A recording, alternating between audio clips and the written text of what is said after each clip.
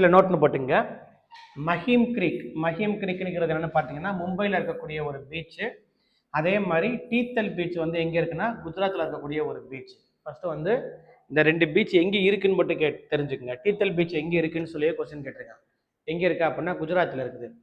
ஏன் நம்ம இந்த ரெண்டு பீச்சை பற்றி நம்ம ஸ்பெசிஃபிக்காக படிக்கிறோம் அப்படின்னு பார்த்தீங்கன்னா, ரொம்ப வருஷத்துக்கு முன்னாடி இந்த ரெண்டு பீச்லேயே வந்து பார்த்தீங்கன்னா கடல் தண்ணி வந்து பயங்கரமாக இனிக்க ஆரம்பிச்சிச்சு. கடல் தண்ணி எப்படா இனிச்சிச்சு அப்படின்னு என்ன பண்ணுறாங்க, பயங்கரமாக ஆராய்ச்சி பண்ணி அதுக்கு காரணம் என்ன அப்படின்னு பார்த்தீங்கன்னா ப்ளூம் அப்படின்னாங்க. சரியா, கவனிங்க. ப்ளூம் அப்படின்னு என்னன்னு பார்த்தீங்கன்னா வேற ஒன்றும் இல்லை. இப்போ கடல் நடுவில் நிறைய பாறைகள் இருக்கும் தெரியுங்களா, கடலுக்குள்ள நிறைய பாறையெல்லாம் இருக்கும் தெரியுங்களா. அந்த பாறை கடலுக்கு மேலே இருக்கும். அப்படியே வந்துட்டு அதே பாறை கடலுக்குள்ள ஃபுல்லாக வந்து என்ன ஆகும்னா ரொம்ப ஆழமாக போய்கிட்டு இருக்கும். சரியா, நம்ம கண்ணுக்கு தெரியாது, உள்ள ஃபுல்லாக ஆழமாக இருக்கும். சரியா, இந்த பாறையில் அங்கங்கே ஓட்டம் இருக்கும் பார்த்தீங்களா, அது மூலமாக என்ன ஆகும்னா மழை தண்ணி பெய்யுது பார்த்தீங்களா, மழை பெய்கிற தண்ணி ஃபுல்லாக அந்த பாறைக்குள்ள அப்படியே ஓட்டைக்குள்ள போய் பாறைக்குள்ள உள்ள ஃபுல்லாக போய் என்ன ஆகும்னா தேங்கி நிற்கும். ரொம்ப அடியில் போக போக போக போக டெம்பரேச்சர் ரொம்ப கம்மியாக இருக்கும். கரெக்டாக, கடலுக்கு அடியில் போக போக டெம்பரேச்சர் கம்மியாக தான் இருக்கும். அப்போ உள்ள தண்ணி வந்து என்ன ஆகும்னா பயங்கர கூலிங் ஐஸ் கட்டியாக மாறிடும். அப்போ லிக்யூடாக உள்ளே போகிறப்ப அந்த பாறைக்குள்ள ஒரு பிரச்சனை இல்லை. அதே உள்ளே போய் சாலிடாக மாறிச்சா அப்படின்னா பாறை லைட்டாக கிராக் ஆகுமா, லைட்டாக விரிவடையுமா, பிரேக் ஆகுமா. இதே மாதிரி பல வருஷங்களா தண்ணி உள்ளே போய் பாறை கொஞ்சம் கொஞ்சமாக பிரேக் ஆகி ஒரு லெவலுக்கு மேலே என்ன ஆச்சுன்னா ஒட்டுமொத்தமாக பாறை ஃபுல்லாக வந்து என்ன ஆச்சுன்னா வெடிச்சு வெளியே உப்பு தண்ணி, கடல் தண்ணி, உள்ள நல்ல தண்ணி, ரெண்டும் மிக்ஸ் ஆகுமா. நல்ல தண்ணிக்கு டென்சிட்டி கம்மி. அப்போ என்ன பண்ணும், உப்பு தண்ணிக்கு மேலே நல்ல தண்ணி மேலே வந்துருமா. அப்படியே வந்துட்டு அப்போ அலை அடிச்சுட்டு வரும்போது ஆட்டோமேட்டிக்காக எடுத்து குடிச்சா என்ன ஆரம்பிச்சிச்சு, தண்ணி வந்துட்டு இனிக்க ஆரம்பிச்சிச்சு. அவ்வளோதான் காரணம். மீனிங் புரியுதா? நீங்க என்ன தெரிஞ்சுக்கங்க, இந்த ரெண்டு பீச் எங்க இருக்குன்னு தெரிஞ்சுங்க. அவ்வளவுதான். ஃபர்ஸ்ட் கவனிங்க. அதே மாதிரி வனமகா உற்சவ் அப்புறம் என்ன தெரியுமா? வனம்னா என்னது? வனம்னா காடு, உற்சவம்னா என்னது? திருவிழா. அப்ப காடுகளை வளர்க்கறதுக்காண்டி ஒரு பயங்கரமான ஒரு திருவிழா கொண்டாடுவாங்க. அப்புறம் என்ன, காடுகளை எப்படி வளர்ப்பாங்க, மரம் நிறைய நடுவாங்க. மரம் நடுத்தா நம்ம ஆட்டோமேட்டிக்கா என்ன ஆகும்,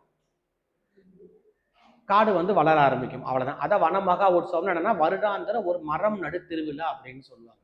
காடுகளை வளர்க்கறதுக்காண்டி என்ன பண்ணுவாங்க அப்படின்னா நிறைய திருவிழா மாதிரி என்ன பண்ணுவாங்க, நிறைய மரத்தை நட்டு வைப்பாங்க.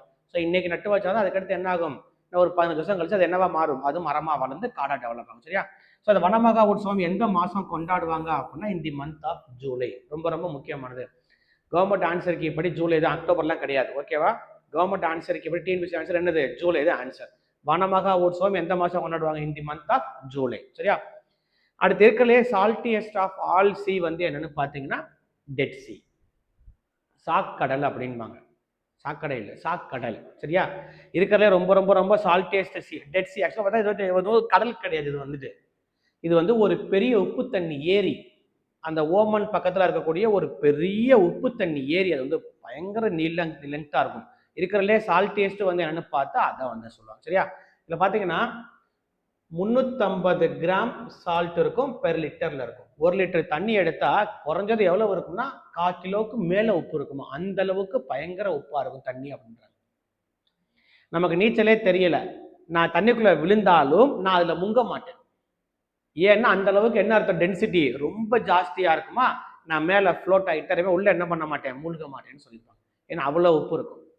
அவ்வளவு உப்பு இருக்கிறதுனால அந்த தண்ணியில வந்து எந்த உயிரினம் எதுவுமே உயிர் வாழாது. அதான் அவங்க என்ன சொல்றாங்க, டெட் சி அப்படின்றாங்க. மீன் எதுவுமே இருக்காது தண்ணியில வந்துட்டு. ஏன்னா அதிகப்படியா என்ன இருக்குது, உப்பு இருக்கா, டென்சிட்டி ரொம்ப ஜாஸ்தியா இருக்குமா, எந்த உயிரினும் உயிர் வாழ முடியாது. மீனிங் புரியுதா? பாயிண்ட் எலேஜ்.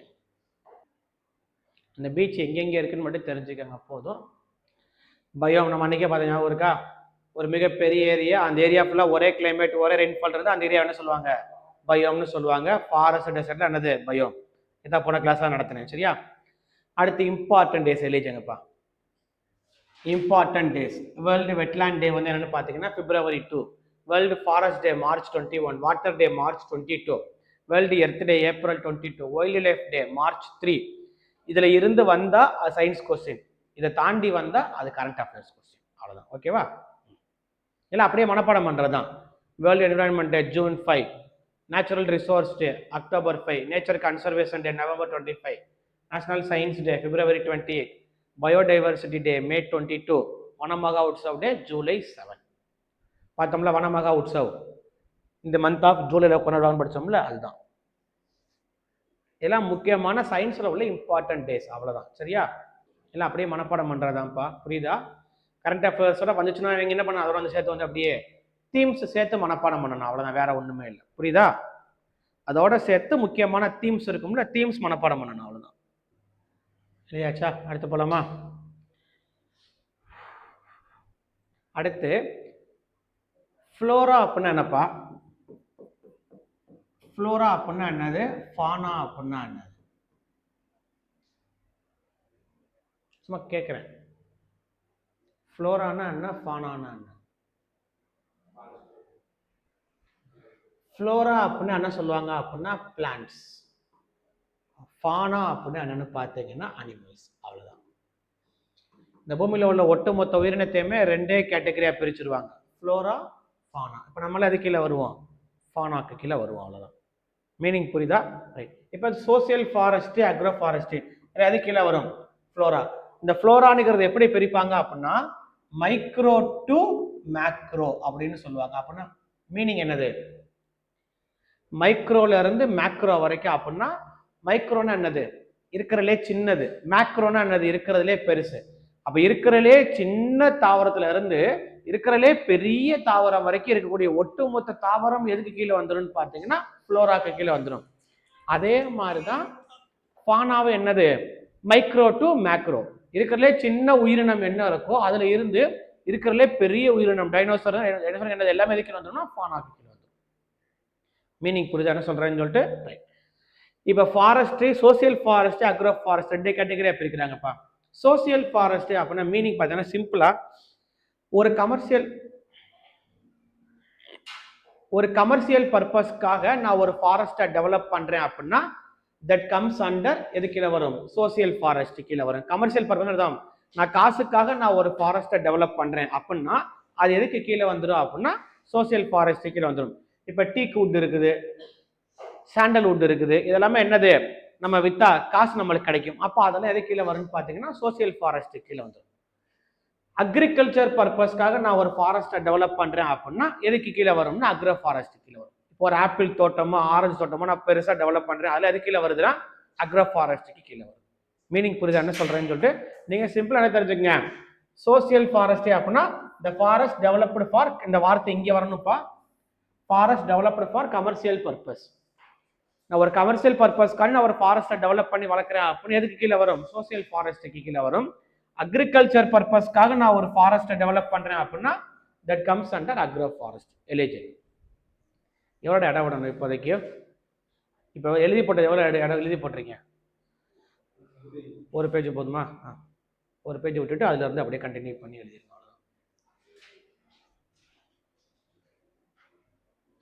ஒரு பேஜ் தான், அது போதும்.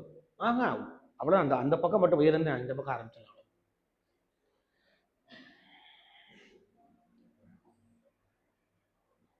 சோசியல் ஃபாரஸ்ட்னா மீனிங் என்னது? Commercial purpose. அதை மட்டும் தெரிஞ்சுக்கங்க.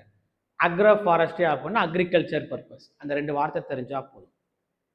அதே மாதிரி ஒரு வார்த்தை என்ன போட்டுக்கங்க, ஃப்ளோரானா பிளான்ட்ஸ், ஃபானானா என்னது? அனிமல்ஸ். அந்த வார்த்தையும் தெரிஞ்சுக்கங்க. இந்த பூமியில தாவரங்களை ஃபுல்லா எதுல சொல்லுவாங்க? ஃப்ளோரானுங்கிற கேட்டகரிக்குள்ள சொல்லுவாங்க. அனிமல்ஸை ஃபுல்லா எதுல சொல்லுவாங்க? ஃபானாக்குள்ள சொல்லுவாங்க. அவ்வளவுதான், வேற ஒண்ணுமே இல்லை.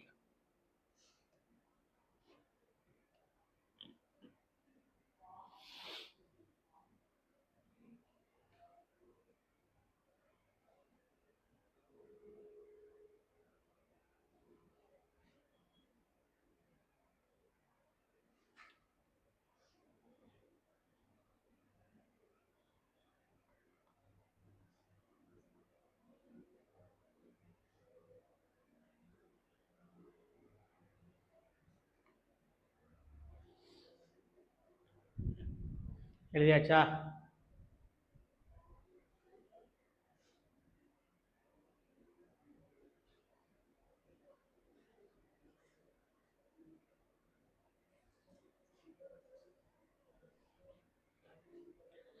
அடுத்த ஃபர்ஸ்ட் கவனிச்சுக்கோங்க, அப்புறம் எழுதிக்கலாம். ஆலிவ் ரிட்லி டர்ட்டில், இது வந்து ஒரு டர்ட்டில். இது வந்து எங்கே வரும் அப்படின்னு பார்த்தீங்கன்னா ஒடிசா கோஸ்ட்டுக்கு வரும். அதே மாதிரி ஹாக்ஸ்பில் டர்ட்டில்ங்கிறது ஒரு டைப் ஆஃப் டர்ட்டில். இது எங்கே வரும் அப்படின்னு பார்த்தீங்கன்னா தமிழ்நாடு கோஸ்ட்டுக்கு வரும். இந்த 2 எதுக்காண்டி வருது அப்படின்னு பார்த்தீங்கன்னா இனப்பெருக்கத்துக்காக வரும். ஏன்னா வெளிநாட்டில் இருந்து வரக்கூடிய டர்ட்டில்ஸ் அங்கேருந்து எங்கே வருது அப்படின்னா நம்ம இந்தியாவுக்குள்ள வருது, கோஸ்டல் ரீஜனுக்கு வருது. வந்து என்ன முடிஞ்சிடும், ப்ரீடிங் முடிஞ்சு அதுக்கப்புறம் ஆட்டோமேட்டிக்காக என்ன ஆயிரும், அது வந்துட்டு அங்கங்கே அவங்க கண்ட்ரிக்கு ட்ராவல் பண்ணி போயிடும். கிட்டத்தட்ட 2000-3000 கிலோமீட்டர் என்ன பண்ணணும்னா ட்ராவல் பண்ணி வரும். ஃபுல்லாமே வந்துடும் கண்டுபிடிச்சி கடலில் வரும். கரெக்டாக அதே பிளேஸுக்கு தான் வரும். மீனிங் புரியுதா என்ன சொல்கிறேன்னு சொல்லிட்டு? உங்களுக்கு தேவை என்னது, ஆலிவ் ரிட்லி டர்ட்டில் எங்கே வருது அப்படின்னா ஒடிசா கோஸ்ட்டுக்கு வரும். ஹாக்ஸ்பில் டர்ட்டில் எங்கே வரும் அப்படின்னு பார்த்தீங்கன்னா தமிழ்நாடு கோஸ்ட்டுக்கு வரும். இந்த 2 மட்டும் தெரிஞ்சுக்கங்க. இங்கிலீஷ் படிச்சீங்கன்னா இந்த டர்ட்டில்ஸ் படிச்சிருப்பீங்க. டர்ட்டில்னு ஒரு லெசனே ஒன்று இருக்கும். ஒரு மொத்தம் 5 டைப் ஆஃப் டர்ட்டில்ஸ் கொடுத்துருப்பாங்க ஃபுல்லாக வந்துட்டு. அதில் லாங்கஸ்ட் எது, ஸ்மாலஸ்ட் எதுன்னு கொடுத்துருப்பாங்க. நீங்கள் என்ன தெரிஞ்சுக்கங்க, ஆலிவ் ரிட்லி டர்ட்டில் எங்கே வருதுன்னா ஒடிசா கோஸ்ட்டுக்கு வருது. ஹாக்ஸ்பில் டர்ட்டில் எங்கே வருது, தமிழ்நாடு கோஸ்ட்டுக்கு வருது. எதுக்காண்டி வருதுன்னு பார்த்தீங்கன்னா ப்ரீடிங் காண்டி வரும். இந்த ஆலிவ் ரிட்லி டர்ட்டில் இருக்கு பார்த்தீங்களா, இதை பாதுகாக்கிறதுக்காண்டி ஒடிசா கவர்மெண்ட் வந்து ஒரு ஆப்ரேஷன் போட்டிருப்பாங்க. அதுக்கு பேர் என்னன்னு பார்த்தீங்கன்னா ஆப்ரேஷன் ஒலிவியா. ஆப்ரேஷன் ஒலிவியானுங்கிறது என்னது, இந்த ஆலிவ் ரிட்லி டர்ட்டில் பாதுகாக்கிறதுக்காண்டி ஒடிசா கவர்மெண்ட் போட்ட ஆப்ரேஷன். அதே மாதிரி இந்த ஹாக்ஸ்பில் டர்ட்டில் பாதுகாக்கிறதுக்காண்டி தமிழ்நாடு கவர்மெண்ட் ஒரு ஆப்ரேஷன் போட்டிருப்பாங்க. அதுக்கு பேர் என்னன்னு பார்த்தீங்கன்னா ஆப்ரேஷன் தண்டர்பர்ட். எழுதிக்கங்க. நீங்க நினைக்கிற மாதிரி இது ஒரு மேஜர் மிலிட்டரி ஆப்ரேஷன்லாம் கிடையாது. என்னது, 2 போலீஸ் வந்து பீச்சில் உட்காந்துக்கிறாங்க. அவங்க எதுக்காக உட்காந்துக்கிறாங்க, அந்த ஆமை கொஞ்சம் தூக்கிட்டு போயிடுறாங்க நம்ம ஆளுங்க பண்ணைக்கு. அதை பாதுகாக்க என்ன பண்ணியிருப்பாங்க, போலீஸ்காரங்க என்ன பண்ணியிருப்பாங்க, பீச் ஃபுல்லாக ஓரமாக உட்காந்துருப்பாங்க. சரியா, பார்த்துருக்கீங்களா? அது ஹேச்சிங் வந்ததுக்கப்புறம் என்ன பண்ணுவாங்க, நிறைய என்ஜிஓ என்ன பண்ணுவாங்க, போய் அதை எடுத்து கடலில் விடுவாங்க. பார்த்துருக்கீங்களா? ஆனால் பார்த்ததே இல்லையா?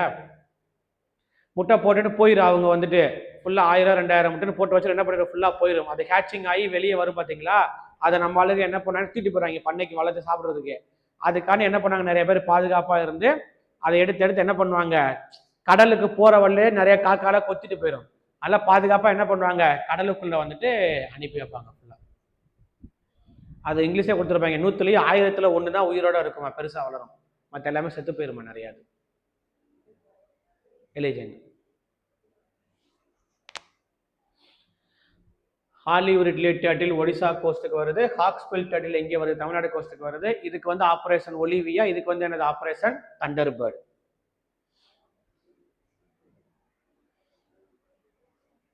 அதே மாதிரி பேர்டு மேன் ஆஃப் இந்தியா, இந்தியாவின் பறவை மனிதர் வந்து யாரா அப்படின்னா யாரு, doctor Salim Ali.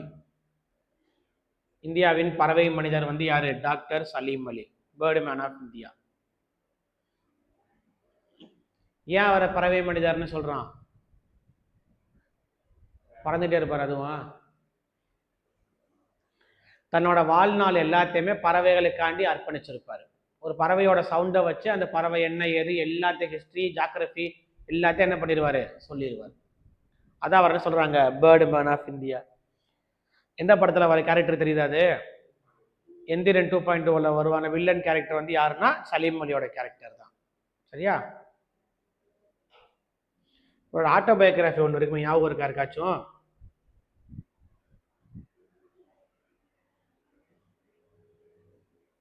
The fall of sparrow. எழுதிங்க, சிட்டுக்குருவியின் வீழ்ச்சி. இவரோட autobiography the fall of sparrow. நம்ம யூஸ் பண்ற 3G 4G 5G எல்லாமே என்னது, ஒட்டுமொத்த பறவை இனம் பூச்சி எல்லாமே செத்து போயிட்டு இருக்குது. நம்மளோட அட்வான்ஸ்மெண்ட் எல்லாமே எதை நோக்கி போய்கிட்டு இருக்குன்னு அர்த்தம், டிஸ்ட்ரக்ஷனை நோக்கி போய்கிட்டு இருக்கு. அவ்வளோதான். பறவையெல்லாம் முதல்ல எவ்வளோ பறவை இனம் இருந்துச்சு, எவ்வளோ இருந்துச்சு, இப்போல்லாம் எதுவுமே நிறைய பறவை இனமெல்லாம் காணாம போயிடுச்சு எல்லாமே. ஏன்னா அந்த ரேடியேஷனுக்கு தாங்கல, அவ்வளோ செத்து போயிடுச்சு எல்லா பிரீடுமே வந்துட்டு. 4Gக்கே நிறைய செத்து போச்சு, 5G வந்துருச்சு, அதுக்கப்புறம் 6G வேற கொண்டு வந்துகிட்டு இருக்காங்க ஃபுல்லா. 7G வரப்ப நம்மளே செத்துருவோம், அவ்வளோதான். சரியா, அடுத்து சிப்கோ மூவ்மெண்ட். இந்த மூவ்மெண்ட் கேள்விப்பட்டிருக்கீங்களா? சிப்கோ இயக்கம்னு சொல்லுவாங்க. சிப்கோ மூவ்மெண்ட் என்னது, இது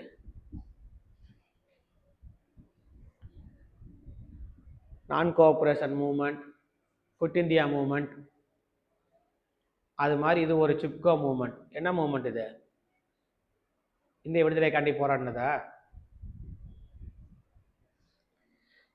சிப்கோ மூவ்மெண்ட். இதுக்கு இன்னும் ஒரு பேர் என்னன்னு பார்த்தீங்கன்னா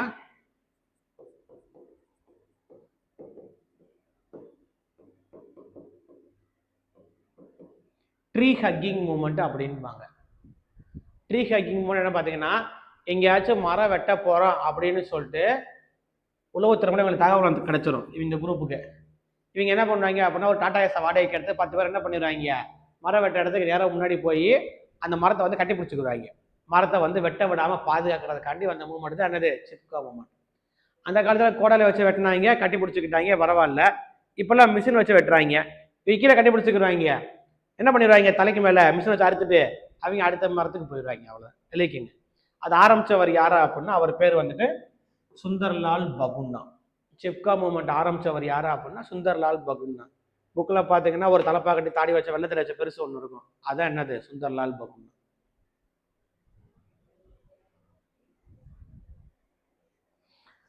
சிப்கா மூமெண்ட்ங்கிறது எதுக்காக, மரத்தை வந்து வெட்டாம பாதுகாக்கிறதுக்காண்டி என்ன பண்ணுவாங்க, போய் போய் மரத்தை போய் கட்டி பிடிச்சிக்கிடுவாங்க. அதான் என்னது, ட்ரீ ஹக்கிங் மூமெண்ட் அப்படின்பாங்க.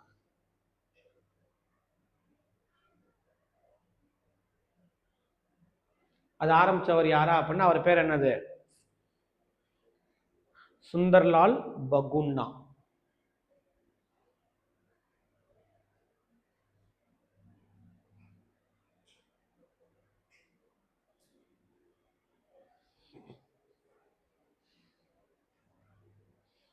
போலாமா அடுத்தது, ரைட். அடுத்து நான் ஒரு புக்கு சொல்றேன், அந்த புக்கை யாரு எழுதுனதுன்னு சொல்றீங்களா?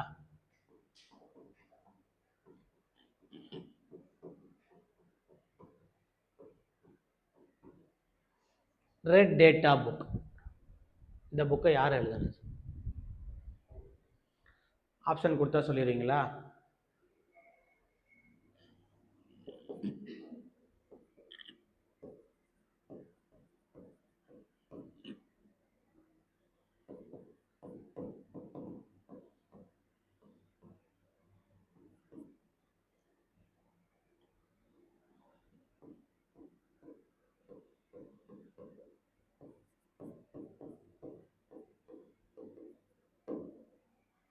வழக்கம் போல இ வந்து என்னது, none of this. நீங்க 4 பேர் ஏபிசிடி சொல்லுங்க, நான் இ எடுத்துக்கிறேன், அவ்வளவுதான். வழக்கம் போல எப்பயும் போல, சரியா?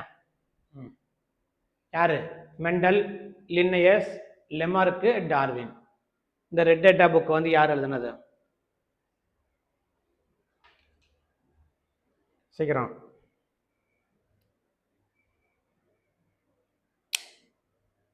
புரியல. டார்வின். டார்வின் நல்ல மனுஷன்தான். அடுத்து டி முடிஞ்சிருச்சு ஆப்ஷன்ல.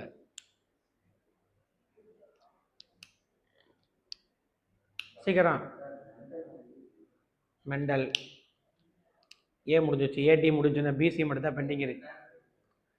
ஜான் கிரீக்கர் மெண்டல்னு ஒருத்தர் இருக்காருல்ல, ஆனா பாவி மெண்டல்லாம் உண்மையிலே மெண்டல் நினைச்சிட்டியா, அதனால ஒரு மெண்டல் தான்டா.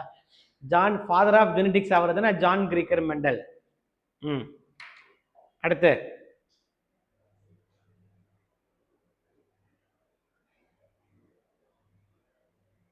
எதுவுமே இல்லையா அதுல? ஆக்சுவலா இந்த கொஸ்டினுக்கு ஆன்சர் வந்து என்னன்னு பாத்தீங்கன்னா ஈ தான். ஏன்னா சிவப்பு புள்ளி விவர புத்தகம், ரெட் டேட்டா புக். டேட்டானா என்ன அர்த்தம்? டேட்டானா ஏதோ ஒரு இன்ஃபர்மேஷனை ஸ்டோர் பண்ணி வைக்க போறோம், அவ்வளவுதான். இன்ஃபர்மேஷன் டெய்லி என்ன ஆகிட்டே இருக்கும், வந்துட்டு கிடைச்சிக்கிட்டே தான் இருக்கும். அப்போ அது யாராச்சும் ஒரு ஆள் எழுத முடியுமா? என்னதான் பண்ண முடியும், ஸ்டோர் பண்ணி தான் வைக்க முடியும் டேட்டா வந்துட்டு, கரெக்டா? அப்போ ரெட் டேட்டா புக்குங்கிறது பார்த்தீங்கன்னா ஏதோ ஒரு இன்ஃபர்மேஷனை ஸ்டோர் பண்ணி வைக்கக்கூடிய புக்கு. இன்னைக்கு ஒரு இன்ஃபர்மேஷன் இருக்கும், அதை எழுதி வைப்பாங்க, நாளைக்கும் எழுதுவாங்க, நாளை கழிச்சு எழுதுவாங்க.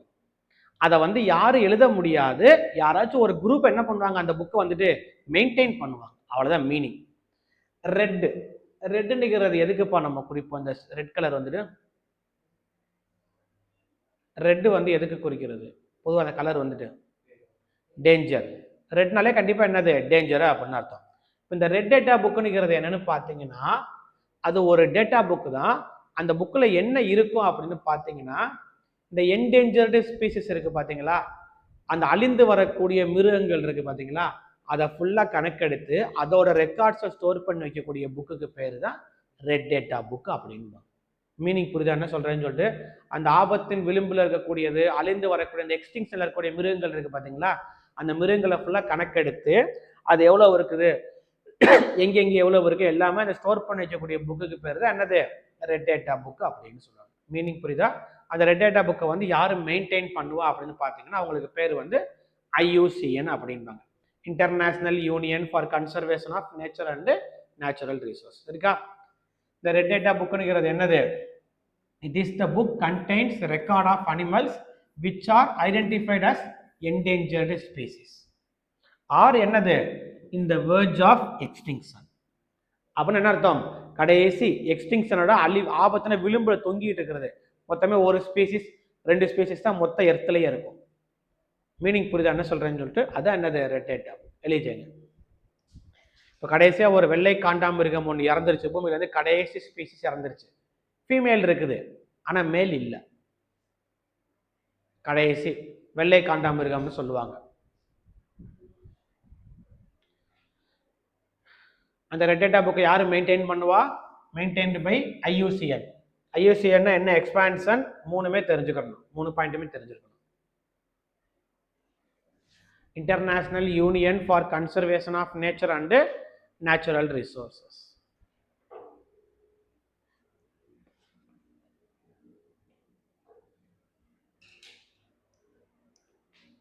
அடுத்து IUCN ஹெட் குவார்ட்டர்ஸ் எங்கே இருக்குன்னு கேட்பாங்க.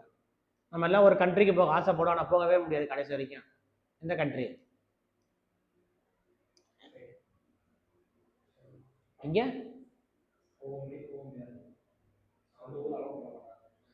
காஸ்ட்லி. ஒரு கண்ட்ரிக்கு போக ஆசைப்படுவோம், வீடியோலாம் பயங்கரமாக பார்த்துருப்போம், சூப்பராக இருக்கும், சீனரி எல்லாம் பயங்கரமாக இருக்கும், ஆனால் போகவே முடியாது கடைசி வரைக்கும். எந்த கண்ட்ரி? என்னது?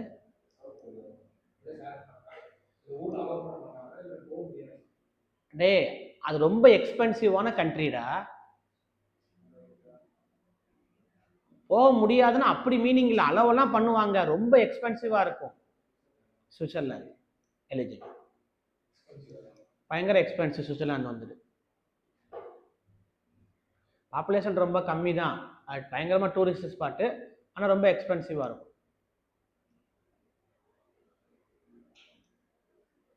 IUCN ஹெட் குவார்ட்டர்ஸ் எங்கே இருக்கு அப்படின்னா சுவிட்சர்லாந்தில் இருக்கக்கூடிய அந்த ஊரோட பேர் என்னன்னு பார்த்தீங்கன்னா கிளாண்ட். கிளாண்டில் சுவிட்சர்லாந்து, ஊரோட பேரு கிளாண்டு, கண்ட்ரியோட பேரு என்னது, சுவிட்சர்லாந்து. அமெரிக்கா லண்டன்லாம் போகலாம், ஓரளவுக்கு ரீசனபிளாக தான் இருக்கும், அங்கேயே எக்ஸ்பென்ஷன் ஓரளவு ரீசனபிள். சுவிஸ் வந்து ரொம்ப ஜாஸ்தி. போக அடுத்தது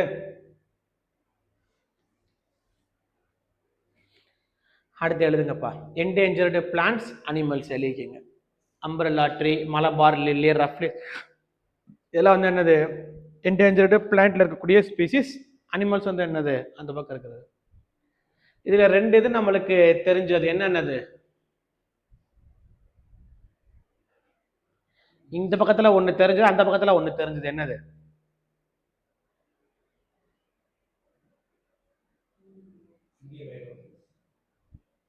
இந்தியன் ரைனோசரஸ். அது என்ன தெரியும் அதுல? ஏண்டா காண்டமிருகம் நமக்கு தெரியாதா? அதை கேட்கல, வேற என்ன தெரியும்? என்னது அது? என்னது அது? State animal. நீல்கிரி தார்னுங்கிறது தமிழ்நாட்டோட ஸ்டேட் அனிமல், வரையாடுன்னு சொல்றாங்க. அந்த மாதிரி இது எல்லாமே தானே தெரிஞ்சதா இருக்கணும். ஏசியாட்டிக் என்ன லைன் நமக்கு சிங்கம்னு தெரியாதா நம்மளுக்கு? நீல்கிரி தார் வந்து என்னது, நேஷனல் கிடையாது, தமிழ்நாட்டோட ஸ்டேட் அனிமல். சரியா? அதே மாதிரி இந்த பக்கம் தெரிஞ்சது ரஃப்லீசியா வந்து என்னன்னு பார்த்தீங்கன்னா லார்ஜஸ்ட் ஃப்ளவர் வந்து ரஃப்லீசியா. அதே ஒரு ஓரமா எழுதிங்க. லார்ஜஸ்ட் ஃப்ளவர் வந்து என்னன்னு பார்த்தீங்கன்னா ரஃப்லீசியா.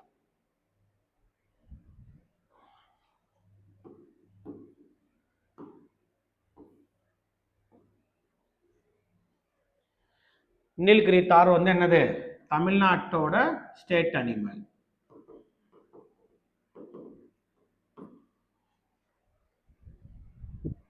தமிழ்நாட்டோட ஸ்டேட் ட்ரீ வந்து என்னது? பனைமரம், பாம் ட்ரீ. ஸ்டேட் அனிமல் பார்த்துட்டோமா? அடுத்து ஸ்டேட் பேர்டு, பறவை.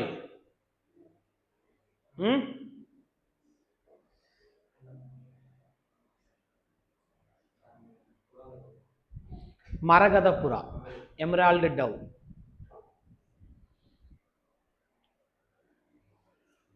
ஸ்டேட் ஃப்ளவர் செங்காந்தல் மலர். எல்லா கலர்ல இருக்குமான்னு தெரியாது, செங்காந்தல் மலர்.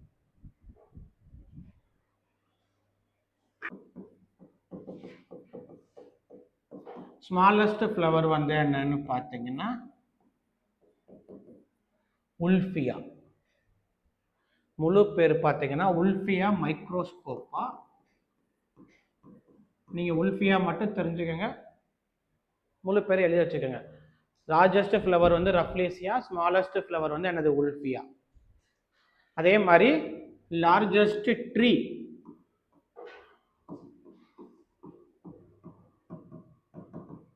செக்யூவா ட்ரீ எழுதிங்க. லார்ஜஸ்ட் ட்ரீ வந்து பார்த்தீங்கன்னா ஜெயிண்ட் செக்யூவா அப்படின்னு சொல்லுவாங்க.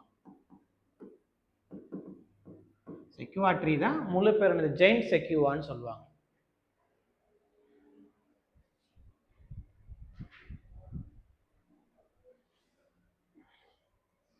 இல்லையாச்சா?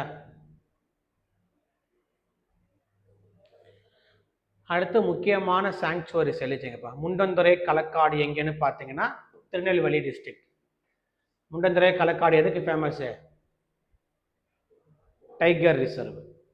டைகர் எங்க இருக்குது? திருநெல்வேலியில் இருக்குது. ஃபர்ஸ்ட் கவனிங்க. ஸ்ரீவில்லிபுத்தூர் கிரிசில்டு ஸ்குரில் சாங்சுவரி எங்க இருக்கு அப்படின்னா விருதுநகர்ல இருக்குது. ஸ்ரீவில்லிபுத்தூர் கிரிசில்டு என்ன அர்த்தம்? சாம்பல் நிற அணில் அப்படின்னு அர்த்தம். சாம்பல் நிற அணில், கிரிசில்டு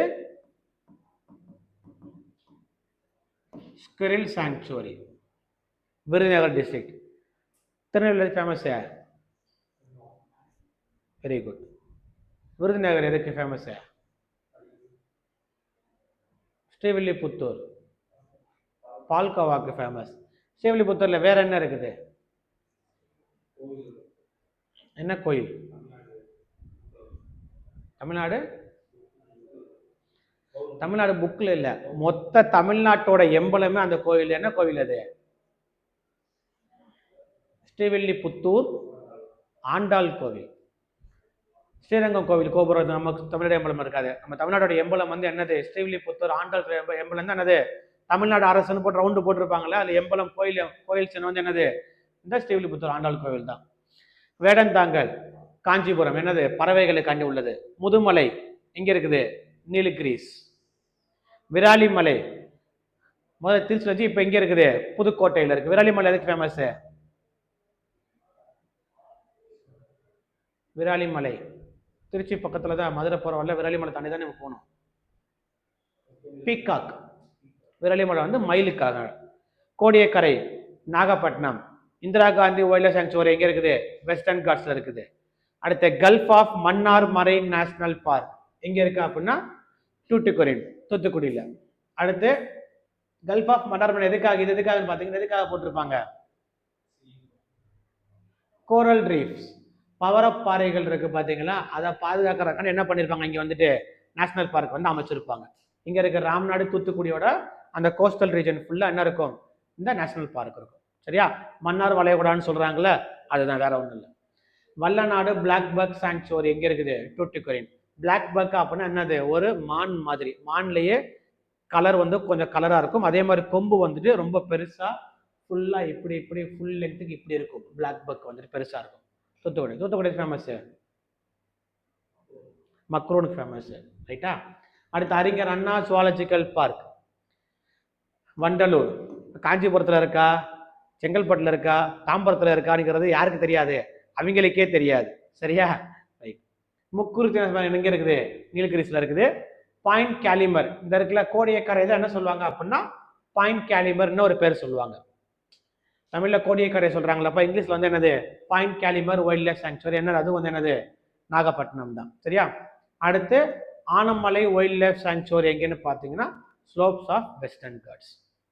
யானை மலை வேற, ஆனமலை வேற. யானைமலைங்கிறது மதுரை அவுட்டர்ல இருக்கும் யானைமலை ஒரே இது. இது வந்து என்னது ஆனமலை ஒயில எங்க இருக்குது?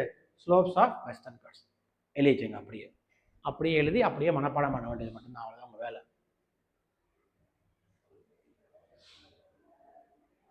என்ன ரிசர்வ்ங்கிறது மோஸ்ட்லி கேட்க மாட்டாங்க. சும்மா நீங்க என்ன பண்ணிக்கீங்க, ஒரு ஓரமா எழுதி வச்சுக்கோங்க, தெரிஞ்சு வச்சுக்கோங்க, அவ்வளோதான். முண்டந்துறை களக்காடு வந்துட்டு திருநெல்வேலி.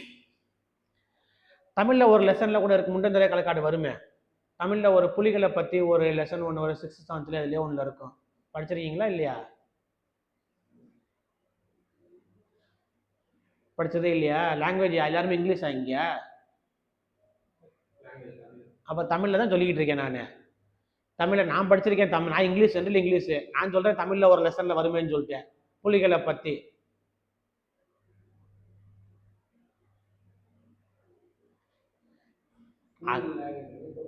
இப்ப குரூப் 4 குரூப்புக்கு இங்கிலீஷ் லாங்குவேஜ் படிக்கிறீங்கல்ல, அதுல ஒரு லெசன்ல புலிகளை பத்தி ஒரு லெசன் இருக்குது. அது புலிகள் வந்துட்டு எத்தனை சரணாலயங்கள் இருக்குது, முண்டந்துறை களக்காடு திருநெல்வேலியை பத்தி கொடுத்துருப்பாங்க, எவ்வளவு ஸ்கொயர் ஃபீட்ல இருக்குதுன்னு சொல்லிட்டேன். எதுடா அது எனக்கு கதை பெருசா எனக்கு ஞாபகம் இல்லை. ஆனா இந்த சரணாலயத்தை பத்தி ஒரு லெசன் கொடுத்துருக்காங்க ஃபுல்லாமே வந்துட்டு.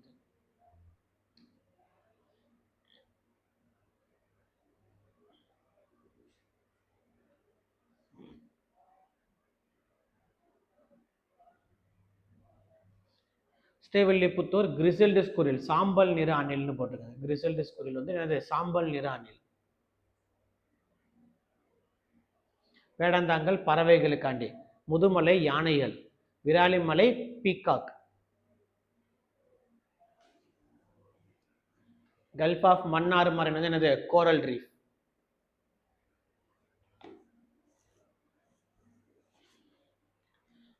முதுமலை வந்து மெயினா வந்து என்னது? எலிஃபண்ட்டுக்கு இருக்கிறது. விராலிமலை வந்து என்னது? பீகாக். கோடியக்கரையும் மெயின் வந்து என்னது? பேர்ட் சாங்சுவரி தான். வல்லநாடு அது பேரு என்னது? வல்லநாடு பிளாக் பக் சாங்சுவரி தான். அந்த மானுக்கு பேரு என்னது? Black buck.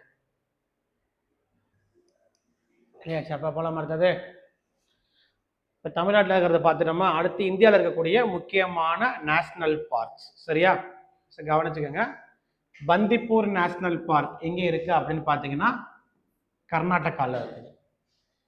பந்திப்பூர் வந்து என்ன ரிசர்வ் அப்படின்னு பார்த்தீங்கன்னா tiger reserve. Corbett national park எங்க இருக்குன்னு பார்த்தீங்கன்னா உத்தரகாண்ட்ல இருக்குது.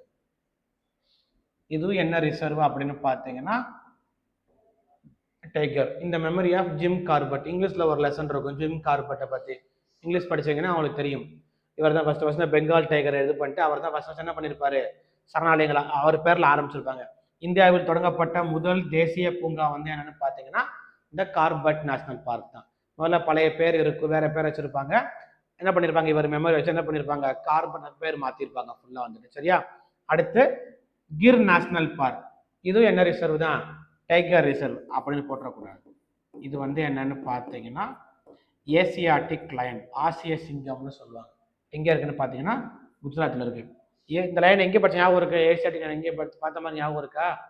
எங்கே பார்த்தோம்? அதான் எங்கே பார்த்தோம்? முன்னாடி எனக்கு தெரியும். அதான் எங்கே பார்த்தோம்னு கேட்குறேன்.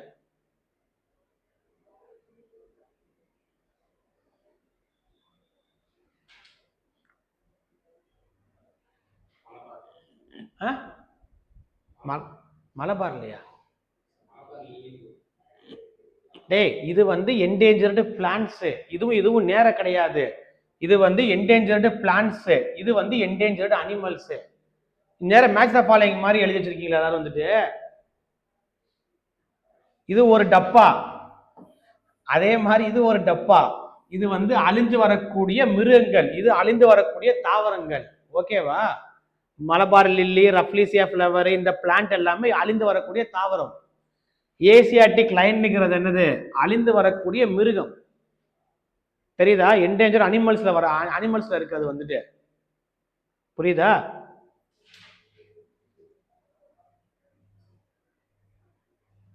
அடுத்து கன்ஹா நேஷனல் பார்க் வந்து எங்க இருக்குன்னா மத்திய பிரதேஷ். போன குரூப் 4 முந்தின குரூப் 4 கொஸ்டின்ல மேட்ச் த ஃபாலோயிங் கேட்டிருந்தாங்க. நேஷனல் பார்க் வச்சு மேட்ச் த ஃபாலோயிங் கேட்டிருந்தாங்க. இப்போ எடுத்து பாருங்க. போன குரூப் 4 இப்போ வந்து போன குரூப் 4க்கு முந்தின குரூப் 4 கொஸ்டின் நேஷனல் பார்க் வச்சு என்ன பண்ணாங்க, மேட்ச் த ஃபாலோயிங் கேட்டிருந்தாங்க. பரத்பூர் வந்து என்னன்னு பார்த்தீங்கன்னா ராஜஸ்தான், மனாஸ் வந்து என்னன்னு பார்த்தீங்கன்னா அசாம். அடுத்த சுந்தரபான்ஸ் நேஷனல் பார்க் வந்து எங்க இருக்குது, வெஸ்ட் பெங்கால். சுந்தரவன காடுகள் என்னது, சதுப்பு நிலங்களை மேங்க்ரூவ் ஃபாரஸ்ட் பாதுகாக்கிறதுக்காண்டி. அடுத்து காசிரங்கா நேஷனல் பார்க் வந்து எங்க இருக்குன்னு பாத்தீங்கன்னா அசாம்ல இருக்கக்கூடிய எலிஜெங். அப்படியே அது வந்துட்டு பந்திப்பூர் வந்து என்னது கர்நாடகா, கார்பட் வந்து உத்தராஞ்சல் உத்தரகாண்ட்ல இருக்கிறது, இந்தியாவோட ஃபர்ஸ்ட் நேஷனல் பார்க்கு. கிர் வந்து என்னது குஜராத்ல இருக்குது. இந்த காசிரங்கா எதுக்கு ஃபேமஸ் தெரியுமா? இதுவே ஒரு எக்ஸாம்ல கேட்டிருந்தாங்க, குரூப் 3 எக்ஸாம்ல கேட்டிருந்தாங்க. ஒன் ஹார்ன்டு ரினோசரஸ், ஒற்றை கொம்பு காண்டாமிருகம் எங்க இருக்கும்னா காசிரங்கா நேஷனல் பார்க்ல இருக்கு. எலிஜெங். ஃபர்ஸ்ட் பார்த்து தமிழ்நாட்டில் இருக்கக்கூடிய முக்கியமான வனவிலங்கு சரணாலயங்கள். இப்போ பார்க்கறது என்னது, இந்தியாவில் இருக்கக்கூடிய முக்கியமான தேசிய பூங்காக்களை பார்த்துக்கிட்டு இருக்கோம். சயின்ஸ் புக்கில் அவ்வளோதான் கொடுத்துருக்காங்க. இவ்வளோதான் இருக்கான, இவ்வளோ கிடையாது, இன்னும் நிறையா இருக்குது. ஓகேவா? இதோட இன்னும் முக்கியமானதுன்னு பார்த்தாலும் இன்னும் ஒரு 15-20 வரும். ஆனால் ஜிகே கொஸ்டின் அவ்வளோதான். சயின்ஸ் புக்கில் இவ்வளோ தான் கொடுத்துருக்காங்க. அதை மட்டும் நம்ம என்ன பண்ணிக்கிறோம், பேசிக்காக படிச்சுக்கிறோம். அவ்வளோதான். புரியுதா என்ன சொல்கிறேன்னு சொல்லிட்டு? இது மட்டும்தான்னா கிடையாது. ஜாகிரபி புக்கில் மற்ற புக்கில் என்ன இருக்கும், இன்னும் வந்து கொஞ்சம் அதிகமாக தான் கொடுத்துருப்பாங்க. அதே நீங்கள் என்ன பண்ணுவீங்க, ரெஃபர் பண்ணி ஜாகிரபி படிக்கும்போது சேர்த்து படிச்சுக்கோங்க. அவ்வளோதான். ஜாகிரபியில் வைல்ட் லைஃப்னு ஒரு லெசன் இருக்கும், அதில் கொடுத்துருப்பாங்க முக்கியமான சயின்ஸ் நேஷனல் பார்க் எல்லாமே வந்துட்டு. வாட்டர் ஆக்ட் வந்து 1974, ஃபாரஸ்ட் ஆக்ட் 1980, ஏர் ஆக்ட் வந்து 1981, என்விரான்மெண்ட் எல்லாமே என்னது பொல்யூஷன் கண்ட்ரோல் ஆக்ட் எல்லாமே வந்துட்டு. சரியா? Prevention and control of air pollution, water pollution, forest act எல்லாமே இருக்குது. சரியா? வரிசையா படிச்சுக்கங்க. ஃபர்ஸ்ட் வாட்டர் வருது, அப்புறம் ஃபாரஸ்ட் ஆக்ட், அடுத்து ஏர், அடுத்து என்விரான்மெண்டல், அடுத்து மோட்டார் வெஹிக்கிள்ஸ் ஆக்ட்.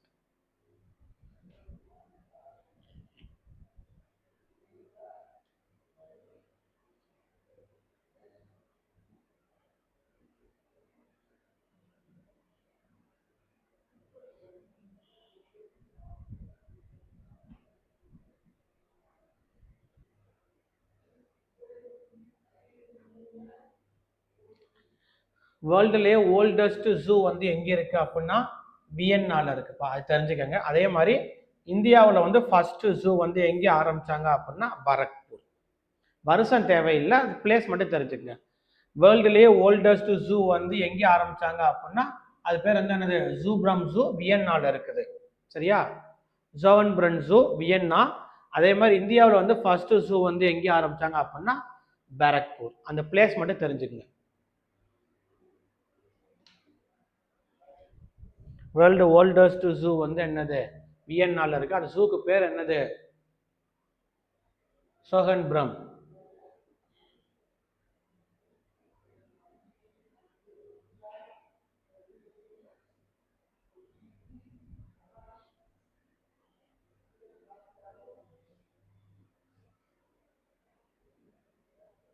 அந்த ஊர்ல தான் ஆரம்பிச்சிருக்காங்க. வியன்னானுங்கிறது என்னது, ஒரு ஸ்டேட். வியன்னா கண்ட்ரியா?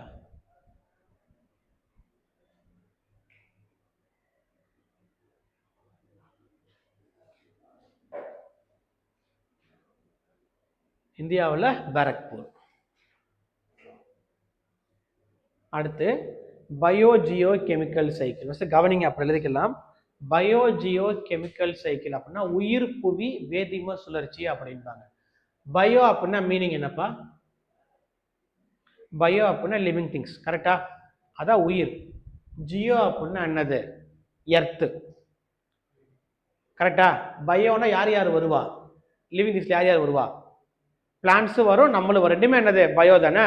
அப்ப மீனிங் என்னன்னா நம்மளுக்கும் பூமிக்கும், நம்மளுக்கும் நம்ம மட்டும் நம்ம விலங்கு பிளான்ஸ் எல்லாமே சேர்ந்து நம்மளுக்கும் பூமிக்கும் நடுவுல என்ன ஆகும்னா நிறைய கெமிக்கல்ஸ் வந்து என்ன ஆகும்னா எக்ஸ்சேஞ்ச் ஆகிட்டு இருக்கும். அதுக்கு பேர் தான் என்னன்னு பார்த்தீங்கன்னா பயோஜியோ கெமிக்கல் சைக்கிள்னு சொல்றாங்க. கவனிங்க, cyclic flow of elements or compounds. Cyclic flow of என்ன, ஒன்று தனிமமாக இருக்கலாம் அல்லது சேரமாக இருக்கலாம். யார் யாருக்கு அப்படின்னா பிட்வீன் நான் லிவிங் என்விரான்மெண்ட், அதான் யாரு ஜியோ, அண்டு ஆர்கானிக் ஆர்கானிசம்ஸ், அதனால் யாரு பயோ. அப்புறம் மீனிங் என்னது, நான் லிவிங் எர்த்துக்கும் லிவிங் ஆர்கானிசத்துக்கும் நடுவில் நிறைய எலிமெண்ட்ஸோ அல்லது காம்பவுண்ட்ஸோ என்ன ஆகும்னா எக்ஸ்சேஞ்ச் ஆகிட்டே இருக்கும்.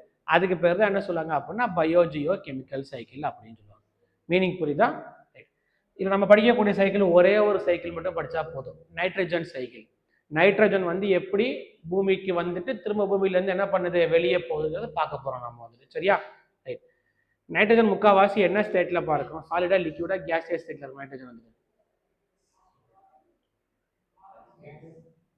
நைட்ரஜன் என்ன ஸ்டேட்டில் இருக்கும், லிக்யூடு. நைட்ரஜன் என்ன ஸ்டேட்டில் இருக்கும், எல்லாம் நடத்தி போட்டிருக்கேன், எல்லாம் எழுதியிருக்கீங்க, நோட்டில் பத்திரமா எழுதி வச்சிருக்கீங்க.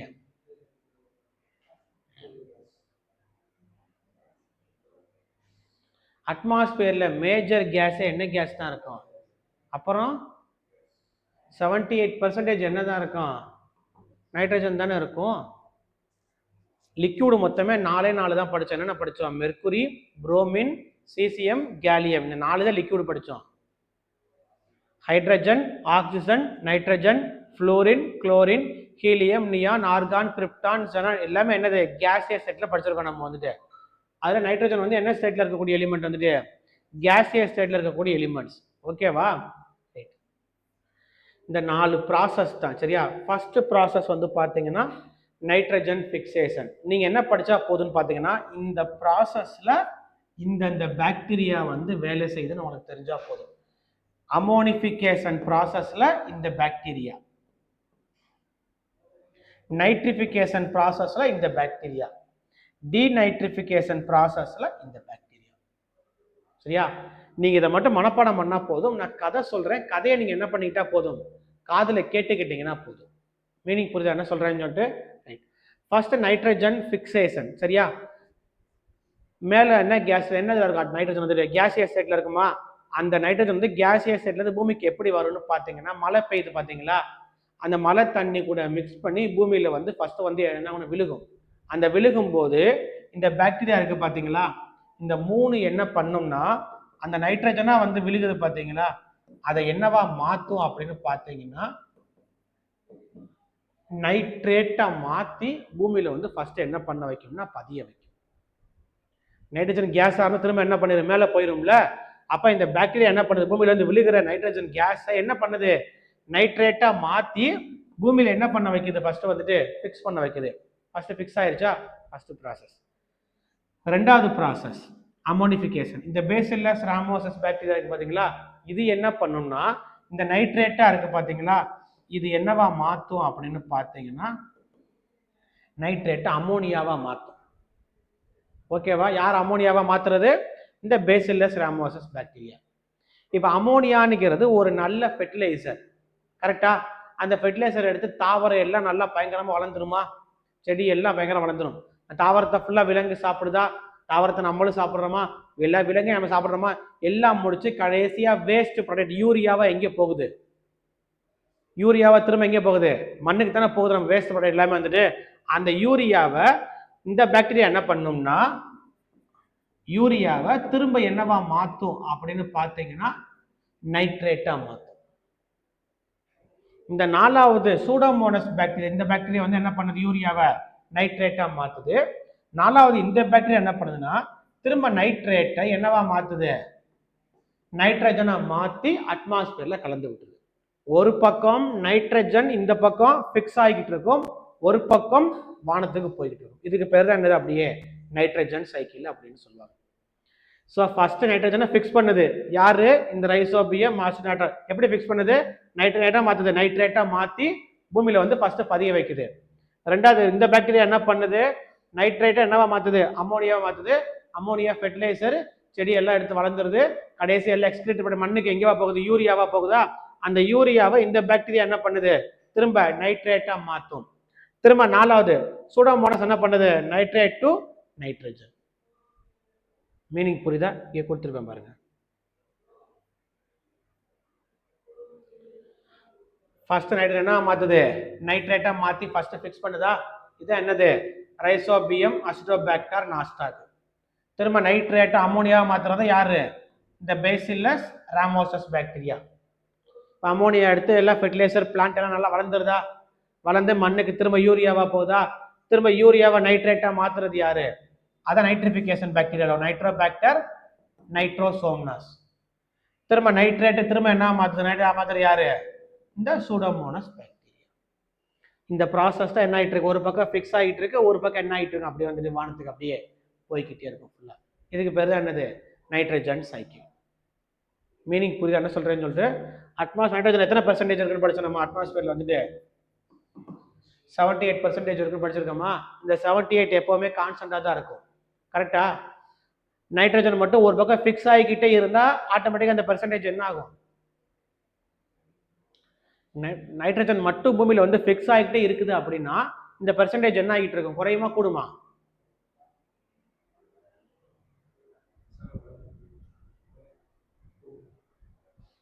ஒரு பதில் சொல்ற. குறையுமா கூடுமா? அவ்வளவுதான் கேள்வி. குறையும் கூடும், குறையும் கூடும் இப்படி சொல்லக்கூடாது. ஏதோ குறை. நைட்ரஜன் அட்மாஸ்பியர்ல 78% அட்மாஸ்பியர்ல இருக்கு, நைட்ரஜன் இருக்குது. இப்போ எனக்கு நைட்ரஜன் பூமியில மட்டும் ஃபிக்ஸ் ஆகிக்கிட்டு மட்டும்தான் இருக்கு, வேற எங்கேயும் வெளியவே போகல அப்படின்னா இந்த பெர்சன்டேஜ் என்ன ஆகும்? குறையுமா கூடுமா? கண்டிப்பா. குறைய தண்டை செய்ய எப்படா 78 மேல இருக்குடா, அந்த பூமியில பதிஞ்சுக்கிட்டே இருக்குது. அப்ப ஆட்டோமேட்டிக்கா 78 என்ன ஆகும்? 77 ஆகும், 76 ஆகும், 75 அப்படிதான் ஆகும். ஃபிக்ஸ் ஆகிட்டே இருந்துச்சுன்னா.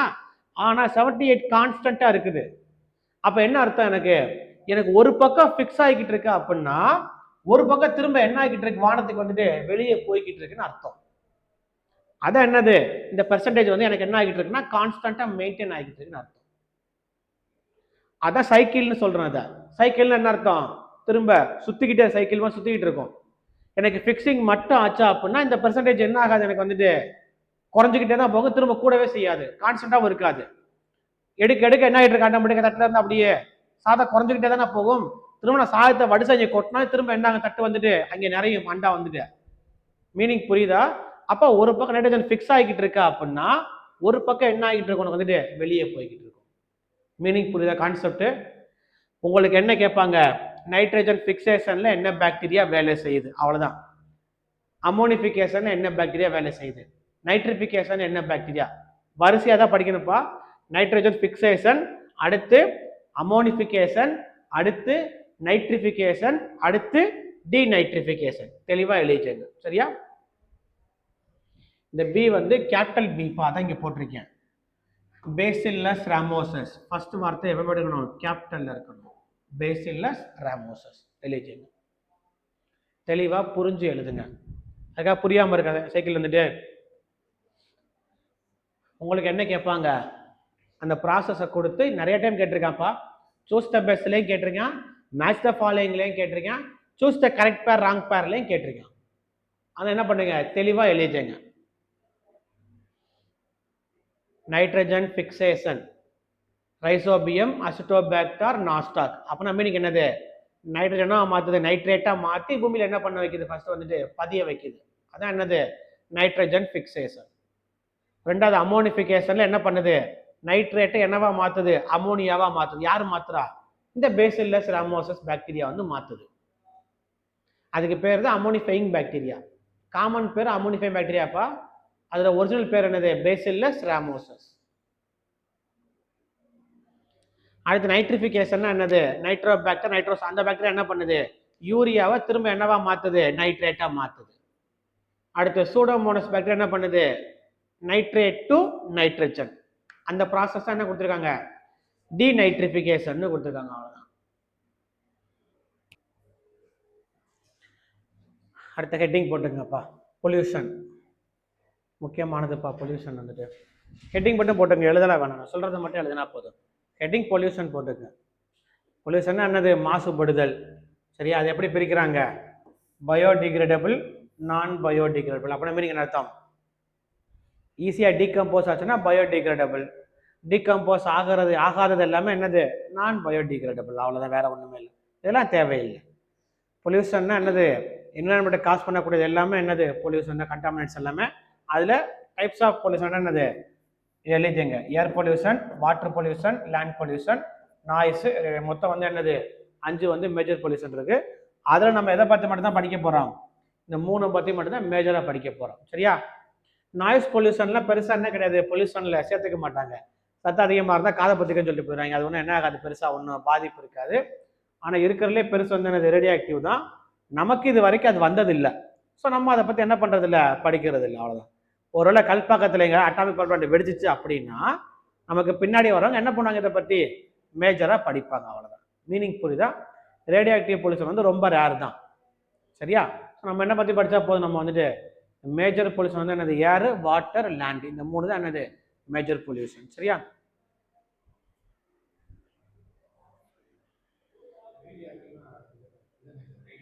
கதிரியக்கம், அட்டாமிக் பவர் பிளான்ட் இருக்குல்ல, அது வெடிச்சுன்னா என்ன ஆகும், அவ்வளோதான். இப்போவுமே அட்டாமிக் பவர் பிளான்ட் சுற்றி உள்ள ஏரியாவில் ஃபுல்லாக ஏன் சுற்றி இந்த எதுவுமே செடி கொடி எதுவும் வளராது. அண்டர் கிரவுண்டில் ஃபுல்லாக அவங்க என்ன பண்ணாங்க, அந்த ரேடியோ ஆக்டிவ் வேஸ்ட்டை ஃபுல்லாக புதைச்சி வைப்பாங்க ஃபுல்லாக வந்துட்டு. அது ரேடியோ ஆக்டிவ் பொல்யூஷன்லையும் எடுத்துக்கலாம், லேண்ட் பொல்யூஷன்லையும் எடுத்துக்கலாம். ஓகேவா? ஃபர்ஸ்ட் ஹெட்டிங் என்ன போட்டுக்குங்க, ஏர் பொல்யூஷன். ஏர் பொல்யூஷன்னா மீனிங் என்னது, காற்று மாசுபடுதல். வந்துருச்சா ரிசல்ட்?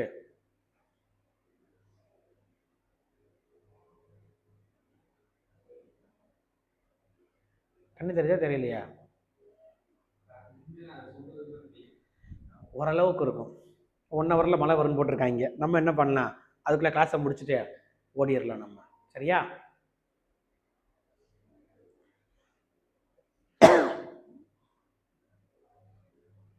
மேஜர் ஏர் பொல்யூட்டன்ட். ஏர் பொல்யூட்டன்ட்னா மீனிங் என்னது, காற்றை மாசுபடுத்தக்கூடிய முக்கியமான காரணிகள் யார் யாருன்னு பார்த்தீங்கன்னா carbon monoxide, carbon di oxide, sulphur di oxide, nitrogen oxide. இந்த 4 தான் என்னன்னு பார்த்தீங்கன்னா மேஜர் ஏர் பொல்யூட்டன்ட். ஏர் பொல்யூஷன் வேற, ஏர் பொல்யூட்டன்ட் வேற. அந்த ஏரை பொல்யூட் பண்ணக்கூடிய முக்கியமான காரணிகள் வந்து யாருன்னா கார்பன் மோனாக்சைடு. எங்கேருந்து வெளியே வருது, ஆட்டோமொபைல் எக்ஸாஸ்ட். கார் பைக்ல இருந்து வெளியே வரக்கூடிய புகை எல்லாமே என்னது, கார்பன் மோனாக்சைடு தான். கார்பன் டை ஆக்சைடு எங்க இருந்து வெளியே வருது, thermal power plant, burning of coal. இதான் என்னது தெர்மல் பவர் பிளான்ட்ப்பா. கரண்ட் எடுக்கிறாங்களா, அங்கதான் என்ன பண்ணுவாங்க, நிலக்கரி எடுத்து எரிப்பாங்க, அவ்வளவுதான். அதான் என்னது தெர்மல் பவர் பிளான்ட். அங்க இருந்து என்ன புகை வெளியே வருது, கார்பன் டை வெளியே வருது. சல்ஃபர் டை ஆக்சைடு எங்க வெளியே வருது, ஆயில் ரிஃபைனரிஸ். எண்ணெய் சுத்திகரிப்பு நிலையம் இருக்கு பாத்தீங்களா, அதுல இருந்து என்ன வெளியே வருது, sulphur di oxide. Nitrogen oxide வெளியே வருது, அதுவும் ஆட்டோமொபைல் எக்ஸாஸ்ட். இதான் வந்து என்னது மேஜர் ஏர் பொல்யூட்டன். எழுதிங்க, கார்பன் மோனாக்சைடு எங்க இருந்து வெளியே வருது, கார்பன் டை ஆக்சைடு எங்க இருந்து வெளியே வருது, சல்ஃபர் நைட்ரஜன் ஆக்சைடு எங்க வெளியே வருது. அதே மாதிரி ஹைட்ரோ கார்பன்ஸ் எல்லாமே எங்க இருந்து வருது, மார்ஷ் கேஸ். ஹைட்ரோ கார்பன்ங்கிறது என்னது, மீத்தேன், ஈத்தேன் தான் என்னது ஹைட்ரோ கார்பன். அதான் என்னது மார்ஷ் கேஸ் அப்படின்பாங்க. நேச்சுரல் கேஸ் பார்க்குறோம்ல, அதான் மார்ஷ் கேஸ். மீத்தேன் தான் சொல்லுவாங்க மார்ஷ் கேஸ் அப்படின்பாங்க. சரியா?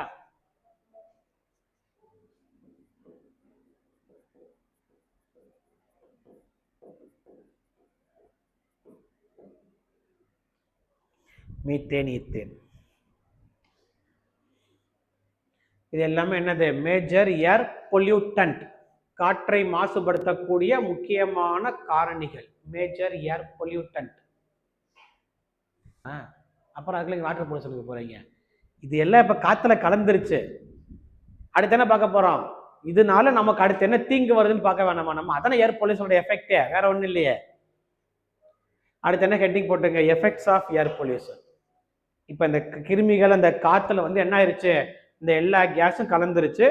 நமக்கு அதனால என்னென்ன தீங்கு வருது அதை என்ன பண்ண போறோம், அடுத்து பார்க்க போறது எஃபெக்ட்ஸ் ஆஃப் ஏர் பொல்யூஷன். கலரை மாற்றி எடுத்துக்கிறோம். ரைட், ஃபர்ஸ்ட் கவனிங்க, அப்புறம் எழுதிக்கலாம். சரியா? இந்த கலர் தெரியுதா, வேற கலர் மாற்றி எடுக்கவா?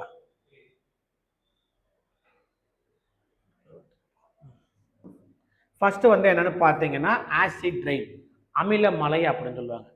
அமிலமலைன்னு சொல்லிட்டாலே உங்களுக்கு ஞாபகம் வர பாயிண்ட் வந்து ரெண்டு பாயிண்ட் தான். சரியா? ஒன்று ஆக்சைட்ஸ் ஆஃப் நைட்ரஜன், இன்னொன்று oxides of sulphur. Oxides of nitrogen எங்க இருந்து வெளியே வருது? ஆக்சைட்ஸ் ஆஃப் நைட்ரஜன் எங்க இருந்து எதுல இருந்து வெளியே வருது? இப்பதான் படிச்ச automobile exhaust. Oxides of sulphur எங்க இருந்து வெளியே வருது? Oil refineries. இது ரெண்டு என்ன ஆகும்னா கலந்து மேகத்துக்கு போகும். என்ன இருக்கும்? வாட்டர் இருக்குமா? SO2வும் போகும், NO2வும் இங்க இருந்து மேகத்துக்கு போய் மேகத்தில் உள்ள வாட்டர் இருக்கு பாத்தீங்களா, அது கூட ரியாக்ட் பண்ணி இந்த SO2 வந்து என்ன ஆகும்னா H2SO4 சல்பூரிக் ஆசிடா மாறும். இந்த NO2 என்ன ஆகும்னா HNO3 நைட்ரிக் ஆசிடா மாறி பூமிக்கு வந்து என்னவா வரும்னா மழையா பெய்யும். அதுக்கு பேர் தான் என்னன்னு பார்த்தீங்கன்னா ஆசிட் ரெயின் அப்படின்னு சொல்லுவாங்க. மீனிங் புரியுதா என்ன சொல்றேன்னு சொல்லிட்டு? ஆசிட் ரெயின் ஞாபகம் வர பாயிண்ட் என்னது? Oxides of nitrogen, oxides of sulphur, இந்த ரெண்டு என்ன ஆகுது? வாட்டர் கூட ரியாக்ட் பண்ணி நைட்ரிக் ஆசிடாவும் சல்பூரிக் ஆசிடாவும் மாறி பூமிக்கு என்ன வருது? மழையா வருது. இதுக்கு பேரு தான் அமிலமலை. நிறைய டைம் கேட்டிருக்கேன். அமிலமலை காரணமானது யாரு? Oxides of nitrogen, oxides of sulphur. இந்த ரெண்டு மட்டும்தான், வேற எதுவுமே கிடையாது. Nitric acid, sulphuric acid. இந்த பாயிண்ட்டை மட்டும் தெளிவாக எழுதிங்க, அவ்வளோதான் போதும். நார்மல் ரெயின் வாட்டரோட pH வேல்யூ வந்து பார்த்தீங்கன்னா 5.6 இருக்குமா, கிட்டத்தட்ட 6 கிட்ட இருக்கும், அவ்வளோதான். சரியா? ஆசிட் ரெயினோட pH வேல்யூ வந்து என்னது? 4. எழுதிங்க, இதே எழுதிங்க கீழே வந்து. மீனிங் புரியுதா இப்போ என்ன சொல்றேன்னு சொல்லிட்டு தெளிவாக எழுதிங்க. எஃபெக்ட்ஸ் ஆஃப் ஏர் பொல்யூஷன்ல ஃபர்ஸ்ட் என்ன பார்க்குறோம்? Acid rain. அடுத்து வரிசையா பார்ப்போம் நம்ம வந்துட்டு.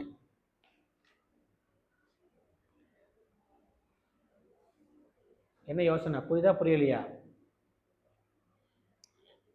அந்த கீழே உள்ள ஈக்குவேஷன்லாம் தேவையில்லை, சும்மா புரியறதுக்காண்டி எழுதி போட்டிருக்கு. மேலே உள்ளது எழுதுனா போதும். நீங்க வந்துட்டு அமிலமலைக்கு காரணமானது என்னது? Sulphur di oxide, nitrogen oxide.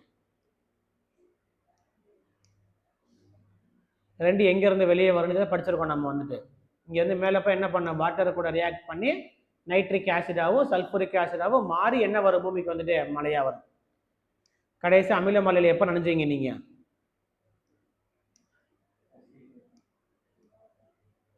ஒரு வருஷம் 1.5 வருஷத்துக்கு முன்னாடி பெஞ்சப்ப நினைஞ்சீங்களா இங்க சென்னையில? டான்ஸ் ஜோதிகா மாதிரி தக்கச்சுக்கு டான்ஸ் ஆடிங்களா போய் அமிலமலையை வேறாச்சும்? இதெல்லாம் பெஞ்சிடும், இங்கெல்லாம் பெஞ்சதே கிடையாது. இந்தியாவிலே ஒரு டைம் பெஞ்சிருக்கு, சம்திங் 1980, 83 அந்த டைம்.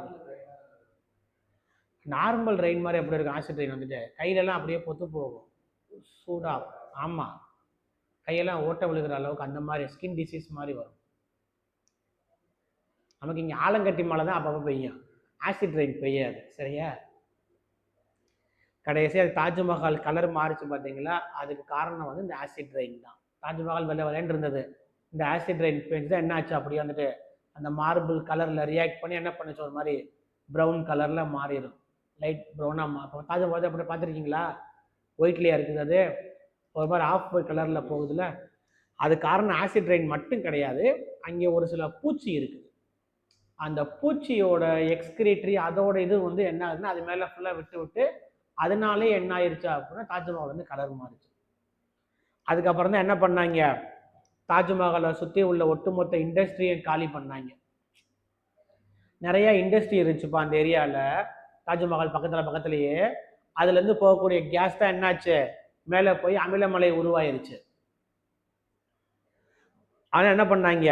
தாஜ்மஹாலை சுற்றி ஒரு குறிப்பிட்ட கிலோமீட்டரில் உள்ள ஒட்டுமொத்த இண்டஸ்ட்ரி என்ன பண்ணிட்டாங்க? காலி பண்ணிட்டாங்க ஃபுல்லாமே வந்துட்டு.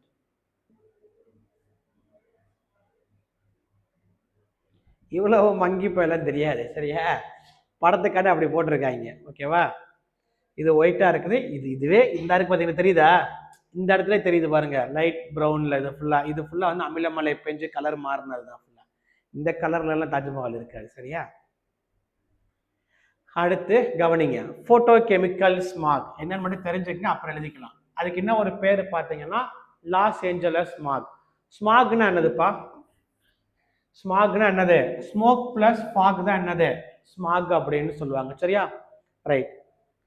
போட்டோ கெமிக்கல் ஸ்மாக் அப்படின்னு என்னன்னு பார்த்தீங்கன்னா oxides of nitrogen. Oxides of nitrogen எங்க இருந்து வெளியே வருது? ஆட்டோமொபைல் எக்ஸாம்பிள் வெளியே ஆக்சிஜன் நைட்ரஜன் வெளியே வருது. அது கூட அட்மாஸ்பியர்ல உள்ள ஆக்சிஜன் சேரும். இந்த ரெண்டும் மிக்ஸ் ஆயிருக்கா? இந்த ரெண்டும் மிக்ஸ் ஆயிருக்கும் போது அது கூட அதான் ஸ்மோக் தான் என்னது? இந்த ரெண்டு வந்து எங்கே வந்துடும்? ஸ்மோக்ல வந்துடும். கரெக்டா? அது கூட வந்து யாரு சேர்றா? ஃபாக்னா என்னது? ஃபாக்னா பனி. அவ்வளவுதான். ஆல்ரெடி கார் பைக்ல இருந்து புகை வந்து டென்ஸா இருக்குது. அது கூட யாரு சேர்றான்னா பனி சேருது. இந்த ரெண்டும் சேர்ந்து அப்படியே கண்டென்சர் ஸ்டேட்ல டென்ஸா இருக்கும்போது அப்ப வந்து யாரு வந்து படுறா அப்படின்னா போட்டோனா யாரு? போட்டோனா எப்ப என்னது? லைட்டை குறிக்கக்கூடியது. அவ்வளவுதான். இங்க லைட்னா என்ன லைட்டு? சன்லைட். போட்டோசிந்தசிஸ் எல்லாமே என்னது? சன்லைட். அவ்வளவுதான். அப்ப இந்த புகை இருக்குது, இந்த புகை கூட பனி சேர்ந்து ஒன்னா இருக்கும்போது அதுல வந்து யாரு வந்து படுறா? சன்லைட் வந்து அதுல வந்து படுது. பட்டு என்ன ஆகுது அப்படின்னா ஒரு கெமிக்கல் ரியாக்ஷன் நடக்குது. நடந்து என்ன உருவாகுது அப்படின்னு பாத்தீங்கன்னா பேன் அப்படின்னு ஒரு புது காம்பவுண்ட் உருவாகுது. பேன் அப்படின்னு என்னன்னு பாத்தீங்கன்னா பெராக்சி அசிட்டைல் நைட்ரேட் அப்படின்பாங்க. இந்த பேன் என்ன பண்ணும்னா நம்மள ஒன்றும் செய்யாது. சிம்பிளா லீவ்ஸ்ல குளோரோஃபில் இருக்கு பாத்தீங்களா? அந்த குளோரோஃபிலை டெஸ்ட்ராய் பண்ணிடும். லீவ்ஸ்ல குளோரோஃபில் எதுக்கு?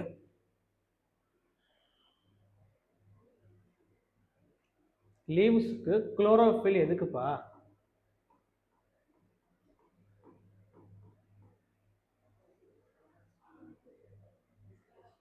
புரியல. லீவ்ஸுக்கு குளோரோஃபில் எதுக்குன்னு கேட்டேன்.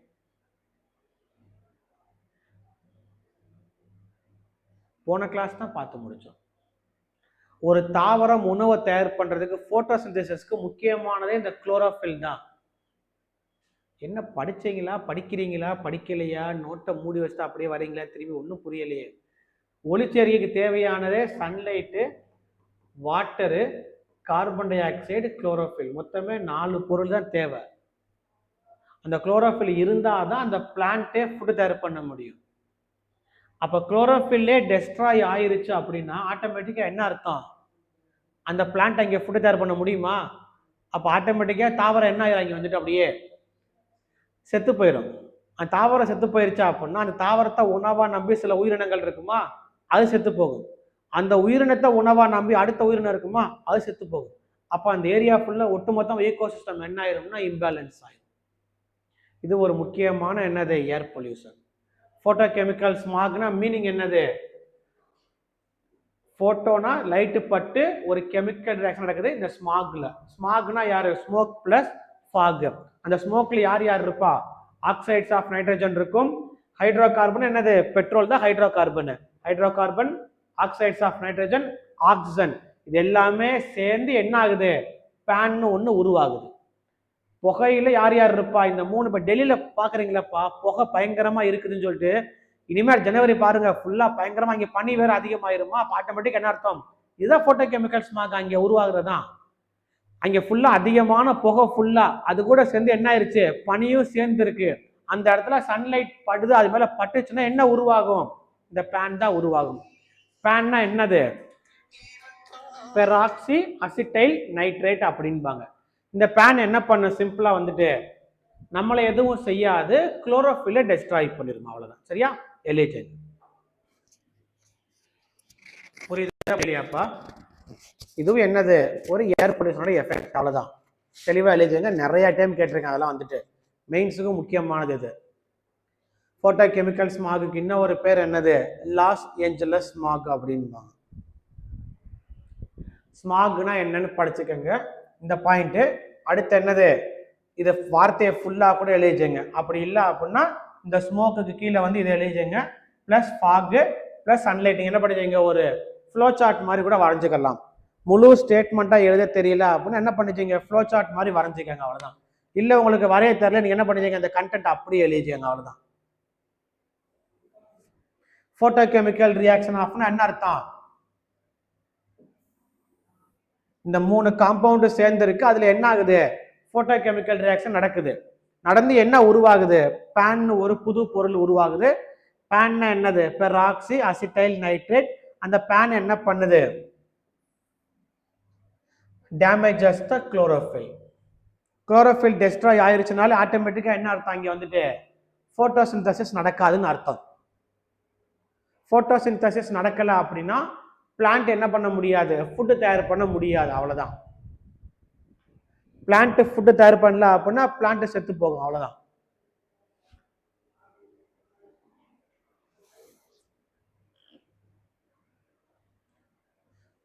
அப்படியே இலை மேல அப்படியே அந்த அப்படியே ஒரு மாதிரி என்ன சொல்றது? அப்படியே அந்த பேர் மறந்து போச்சுடா. தீ எரிஞ்சா மிச்சு சாம்பல் மாதிரி என்ன பண்ணணும்? அப்படியே மேல ஃபுல்லா இலை மேல அப்படியே படர்ந்து இருந்துடும். அப்படியே யார் இந்த இது பேன் வந்து அப்படியே ஏர்ல தானே அப்படியே இருக்குது. அப்படியே பட்டு என்ன ஆகும்? அந்த பேன் பேன் வந்து என்ன பண்ண? அப்படியே இலை மேல ஃபுல்லா அப்படியே இது மாதிரி அப்படியே சுண்ணாம்புனே வருது. பேர் என்னது? சாம்பல் மாதிரி என்ன பண்ண? அப்படியே மேல வந்து அப்படியே ஒட்டி ஒட்டி படர்ந்துருக்கும். அது இலையில பட்டு என்ன பண்ண? அப்படியே ஆட்டோமேட்டிக்கா கொஞ்சம் கொஞ்சமா என்ன பண்ணுது? அப்படியே குளோரோஃபில் வந்துட்டு அப்படியே டெஸ்ட்ராய் பண்ணி விட்டுரும். அப்படியே அவ்வளவுதான்.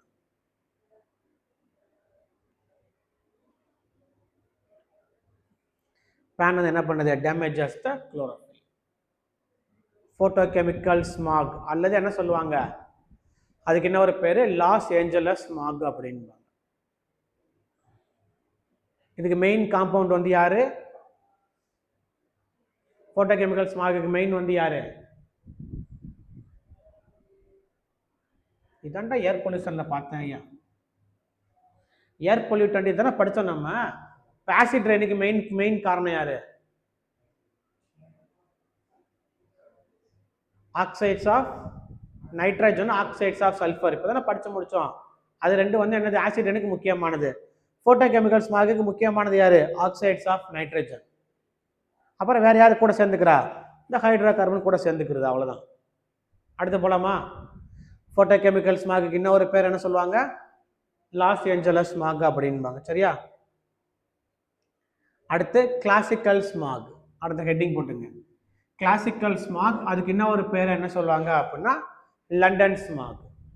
இதுவும் அதே மாதிரி தான். ஆனா எந்த சிம்பிளா வந்து என்னது? இங்க வந்து என்னது? SO2 poison. SO2 SO3. அப்ப அங்க வந்து என்ன உருவாச்சு? நைட்ரஜன் வந்துச்சு. அங்க என்ன உருவாச்சு? பெராக்சி நைட்ரஜன் வந்துச்சு. பேன் உருவாச்சு. இங்க வந்து SO2 வந்திருக்குது. SO2 வந்து அங்க என்ன ஆட்டோமேட்டிக்கா என்ன உருவாகும்? சல்பூரிக் ஆசிட் ஏரோசல் ஸ்ப்ரே மாதிரி உருவாகும். அப்படியே காத்துல வந்து SO2 SO3 இருக்கு, அதிகமா கலந்துருச்சா, அது கூட பனி சேருதா, சன்லைட் படுதா, அப்ப என்ன ஆகும்? சல்பூரிக் ஆசிட் வந்து ஃபார்ம் ஆகும். அப்ப அந்த புகை மாதிரி நமக்கு தெரியும். ஆனா அந்த புகை வந்து என்னது? நார்மல் பனி கிடையாது. அது வந்து என்னது? Sulphuric acid. நம்ம உள்ள போயிட்டோம்னா நம்ம கண்ணுக்குள்ள படிச்சா அப்படின்னா கண் எரிச்சல், அப்படியே கை கால் எல்லாம் என்ன ஆகும்? நமக்கு ஒரு மாதிரி திருப்பி வந்துட்டு அலர்ஜி மாதிரி வர ஆரம்பிச்சிடும். அவ்வளவுதான். சரியா? ஸ்மால் பாய்ஸ் எழுதிங்க. இந்த இருக்கு பாருங்க. இந்த எழுதி இந்த ஃபர்ஸ்ட் பாயிண்ட் இதை எழுதுங்க. இதை எழுதி முடிச்சுட்டு இந்த இருக்கு பாருங்க, இந்த பாயிண்ட் எழுதுங்க. அவ்வளவுதான்.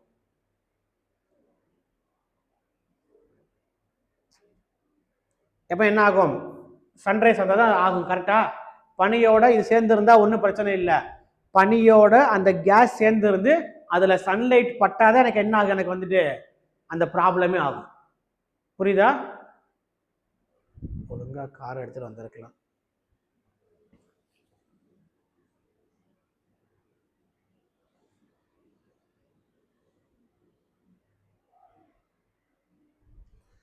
போட்டோ கெமிக்கல் ஸ்மாக்ல யாரு வரா? NO2 வருது, பேன் உருவாகுது. பேன்னா என்னது? Peroxy acetyl nitrate. பேன் என்ன பண்ணுது? குளோர் டேமேஜ் பண்ணிடுது. அடுத்து கிளாசிக்கல் ஸ்மாகுக்கு இன்னொரு பேரு லண்டன் ஸ்மாக். அதுல என்ன வருது? SO2 SO3 வருது. என்ன உருவாகுது? Sulphuric acid aerosol. ஏரோசல் என்ன அர்த்தம்? அந்த ஸ்ப்ரே மாதிரி. பாடி ஸ்ப்ரே அடிக்கிறீங்க, அது எல்லாமே ஏரோசல் ஸ்ப்ரே தான் எல்லாமே வந்துட்டு.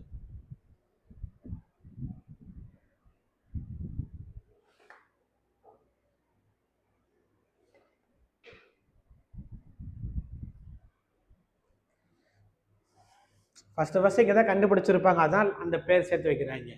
ஃபோட்டோ கெமிக்கல் ஸ்மார்க்கு இன்னொரு பேர் என்னது, லாஸ் ஏஞ்சலஸ் ஸ்மார்க்னு என்ன அர்த்தம், அங்கே தான் ஃபர்ஸ்ட் என்ன பண்ணியிருப்பாங்க, அனலைஸ் பண்ணியிருப்பாங்க. அதே மாதிரி கிளாசிக்கல் ஸ்மார்க்கு இன்னொரு பேர் என்னது, லண்டன் ஸ்மார்க்னு அர்த்தம், லண்டனில் ஃபர்ஸ்ட் வந்திருக்காங்க, அவ்வளோதான், வேற ஒன்றுமே இல்லை. சரியா?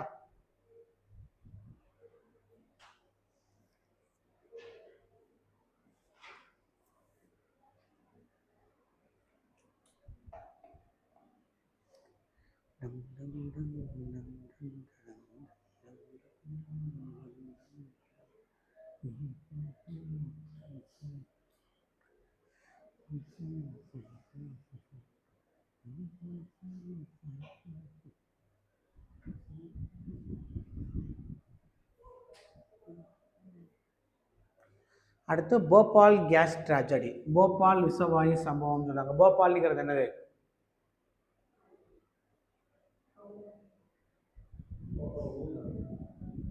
அது கோபார் கேஸ். சரியா? இது போபால், போபால்ங்கிறது எங்க இருக்குது,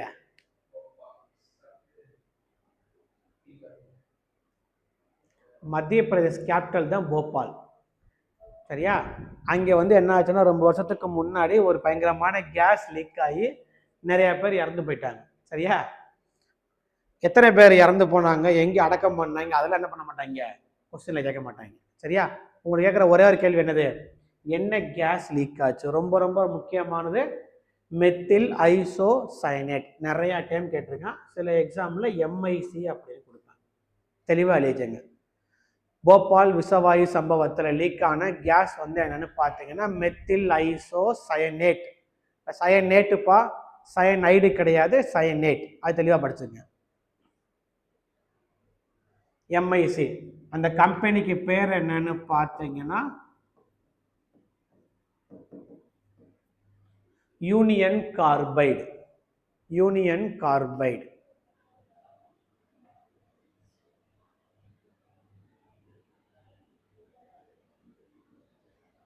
இது ஒரு Russian based company, fertiliser company.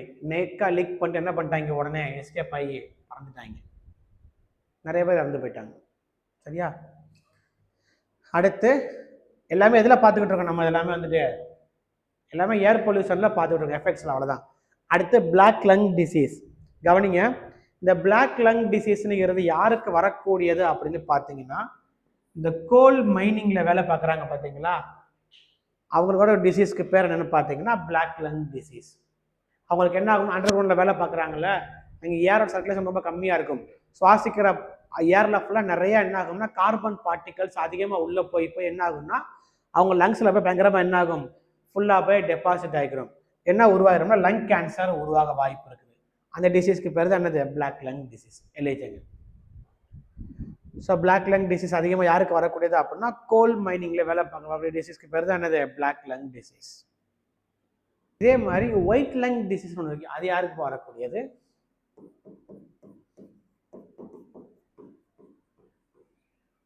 White lung disease. Very good. Cotton, பருத்தி நூற்பாலில் அங்கெல்லாம் வேலை பார்க்குறாங்க, காட்டன் டெக்ஸ்டைல்ஸில் வேலை பார்க்குறாங்க பார்த்தீங்களா, அவங்க டிசீஸ்க்கு பேர் வந்து பார்த்தீங்கன்னா ஒயிட் லங் டிசீஸ். ஏன்னா அவங்களுக்கு வந்து என்ன ஆகும்னா அந்த காட்டனோட பார்ட்டிகல்ஸ் இருக்குது பார்த்தீங்களா, அது போய் லங்ஸில் போய் என்ன ஆகும்னா டெபாசிட் ஆகிடும் ஃபுல்லாக. திருப்பூரில் வேலை பார்க்குறாங்களாப்பா, டெக்ஸ்டைல் ஃபேக்ட்ரிஸில் அந்த பஞ்சு நிட்டிங் பண்ணக்கூடிய ஃபேக்ட்ரி, அவங்களுக்கு ஃபுல்லாக டிசீஸ்க்கு பேர் ஒயிட் லங் டிசீஸ் அப்படின்னு. சும்மா சிம்பிளாக தெரிஞ்சுக்கோங்க, பிளாக் லங் டிசீஸ் யாருக்கு வரக்கூடியது, ஒயிட் லங் டிசீஸ் யாருக்கு வரக்கூடியது, அவ்வளோதான், வேற ஒன்றும் இல்லை.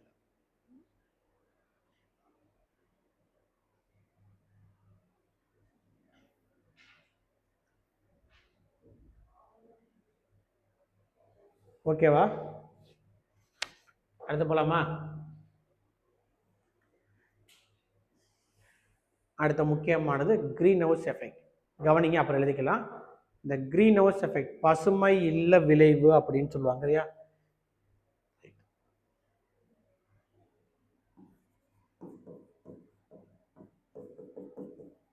இந்த வார்த்தை கேள்விப்பட்டிருக்கீங்களாப்பா, குளோபல் வார்மிங். குளோபல் வார்மிங்னா மீனிங் என்ன அர்த்தம்?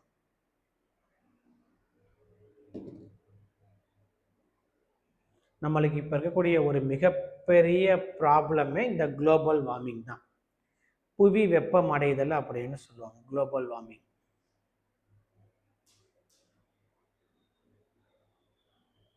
அப்புறம் மீனிங் என்ன அர்த்தம்?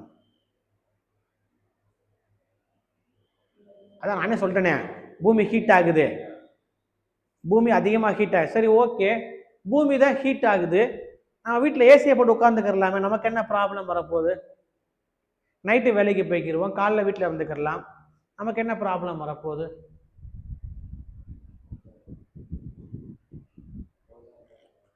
ஓசோன் டெப்ளீஷன் அது வேற, கிரீன் ஹவுஸ் எஃபெக்ட் இது வேற, ரெண்டு வேற வேற.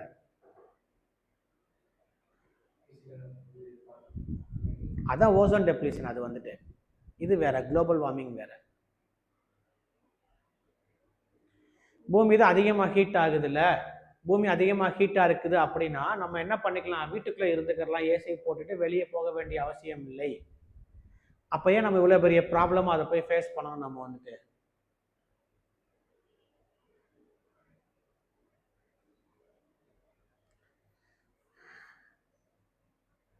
இந்த ஒயிட் கலர் போர்டு எங்கடா இருக்கும்? எஸ்பி இதுவா?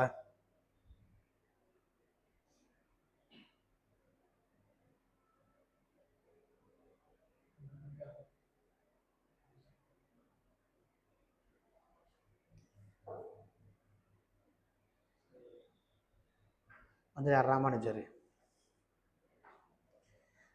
ரைட்.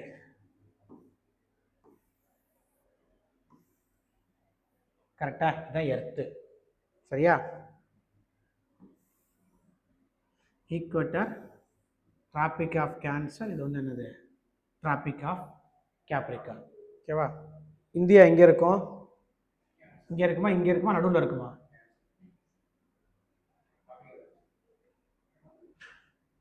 இங்கே தான் இருக்குமா? கன்ஃபார்மாக இங்கே தான் இருக்குமா இந்தியா வந்துட்டு?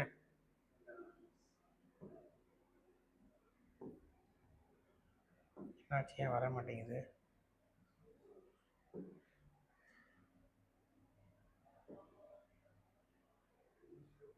ரீஸ்டோர் கொடுக்கவா?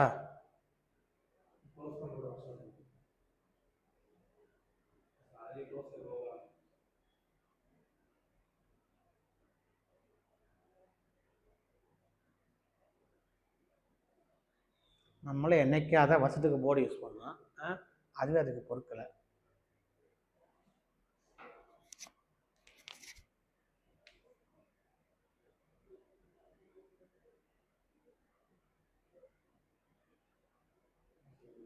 ட்ரபிள் ஷூட் போயிட்டு இருக்குது.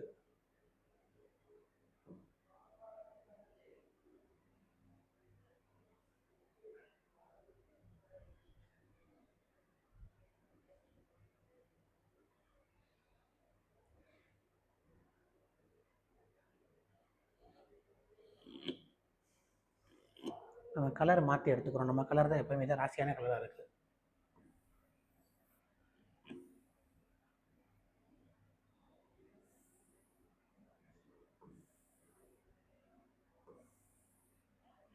கரெக்டா? இந்தியா எங்கே இருக்கும்? டிராபிக் ஆஃப் கேன்சர் தான் இந்தியாவை என்ன பண்ணுது அப்படியே? இதான் இந்தியா, குத்து மதிப்பாக எடுத்துக்கங்க, சரியா? இந்தியா மாதிரி எடுத்துக்கலாம். டிராபிக் ஆஃப் கேன்சர் இதுதான், ஓகேவா? நார்த் ஈஸ்ட் பார்த்தீங்கன்னா பிரிக்குது. இப்போ நார்மலாக என்ன ப்ராசஸ் அப்படின்னு பார்த்தீங்கன்னா,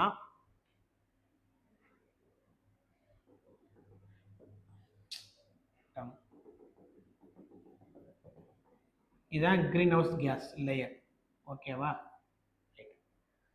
நார்மலாக என்ன ஆகும்னா, இது வந்து என்னது?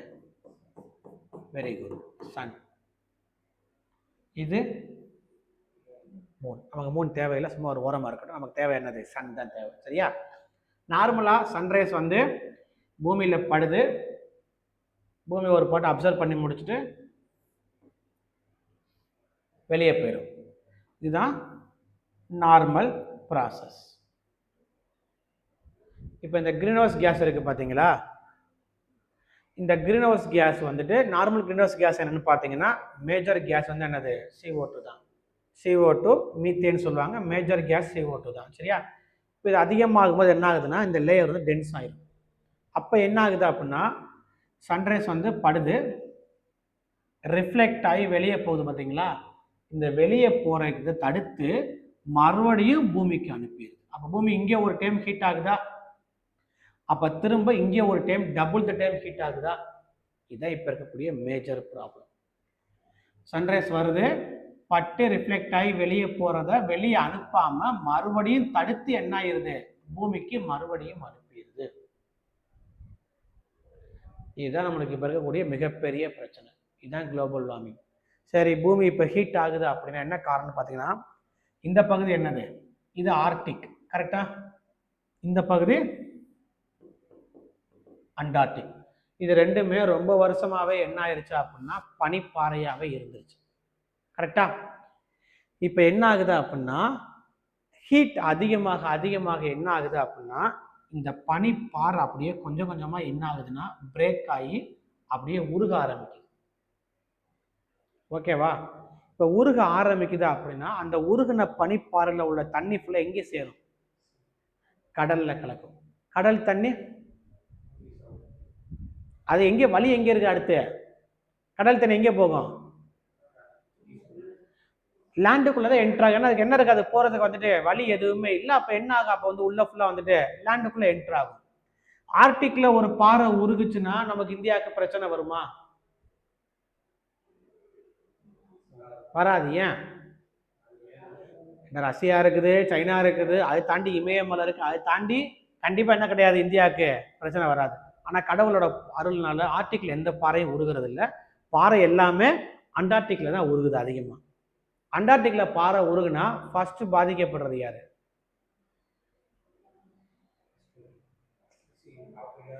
அவங்க எல்லாம் விட்டுரு, இந்தியாவுக்கு வாங்க. இந்தியாவில ஃபர்ஸ்ட் யாரு பாதிக்கப்படுவா, தமிழ்நாடு. ஏன்னா நம்ம தான் எங்க இருக்கோம், இந்த கார்னர் குத்தல்ல இருக்கோம்.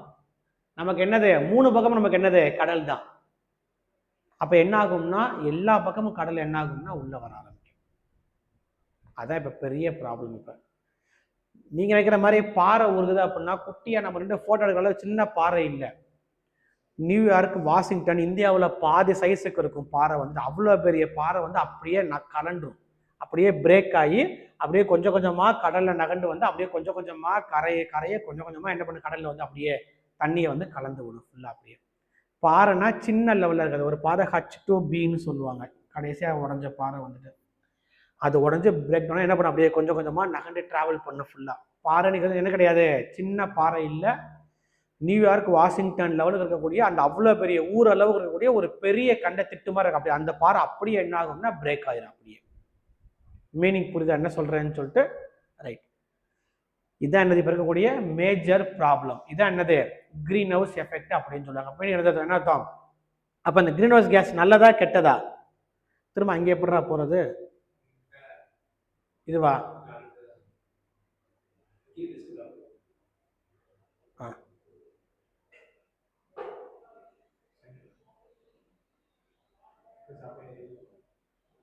இது ஓரம் மாறாத இதையா டச் பண்ணி இழுக்கணும்ன்றியா, அப்படி சொல்லு. புரியுதா இப்ப என்ன சொல்றேன்னு சொல்லிட்டு. இந்த மேஜர் கிரீன் ஹவுஸ் கேஸ் வந்து என்ன பண்ணும், ஃபுல்லாமே வந்துட்டு தெரியுதா. நார்மலா சன்ரைஸ் வருது அப்படின்னா ரிஃப்ளெக்ட் ஆகி வெளியே போறது நார்மல் ப்ராசஸ். ஆனா இந்த கிரீன் ஹவுஸ் கேஸ் என்ன பண்ணுது, வர கேஸை வெளியே போறதை தடுத்து மறுபடியும் எங்கே அனுப்பிடுது, பூமிக்கு அனுப்பிடுது. அப்ப பூமி என்ன ஆகுது அப்படின்னா டபுள் த டைம் என்ன ஆகுது அப்படின்னா ஹீட் ஆகுது. இதான் இப்ப இருக்கக்கூடிய ரொம்ப ரொம்ப ரொம்ப ஒரு முக்கியமான ப்ராப்ளம். அப்ப நம்ம என்ன பண்ணணும் சார், இந்த கிரீன் ஹவுஸ் கேஸ் நல்லதா கெட்டதா. மேஜர் கிரீன் ஹவுஸ் கேஸ் வந்து என்னது, carbon di oxide, methane, CFC எல்லாமே என்னது கிரீன் ஹவுஸ் கேஸ் தான். அதுல மேஜர் கேஸ் வந்து என்னன்னு பாத்தீங்கன்னா CO2 தான். இது நல்லதா கெட்டதா,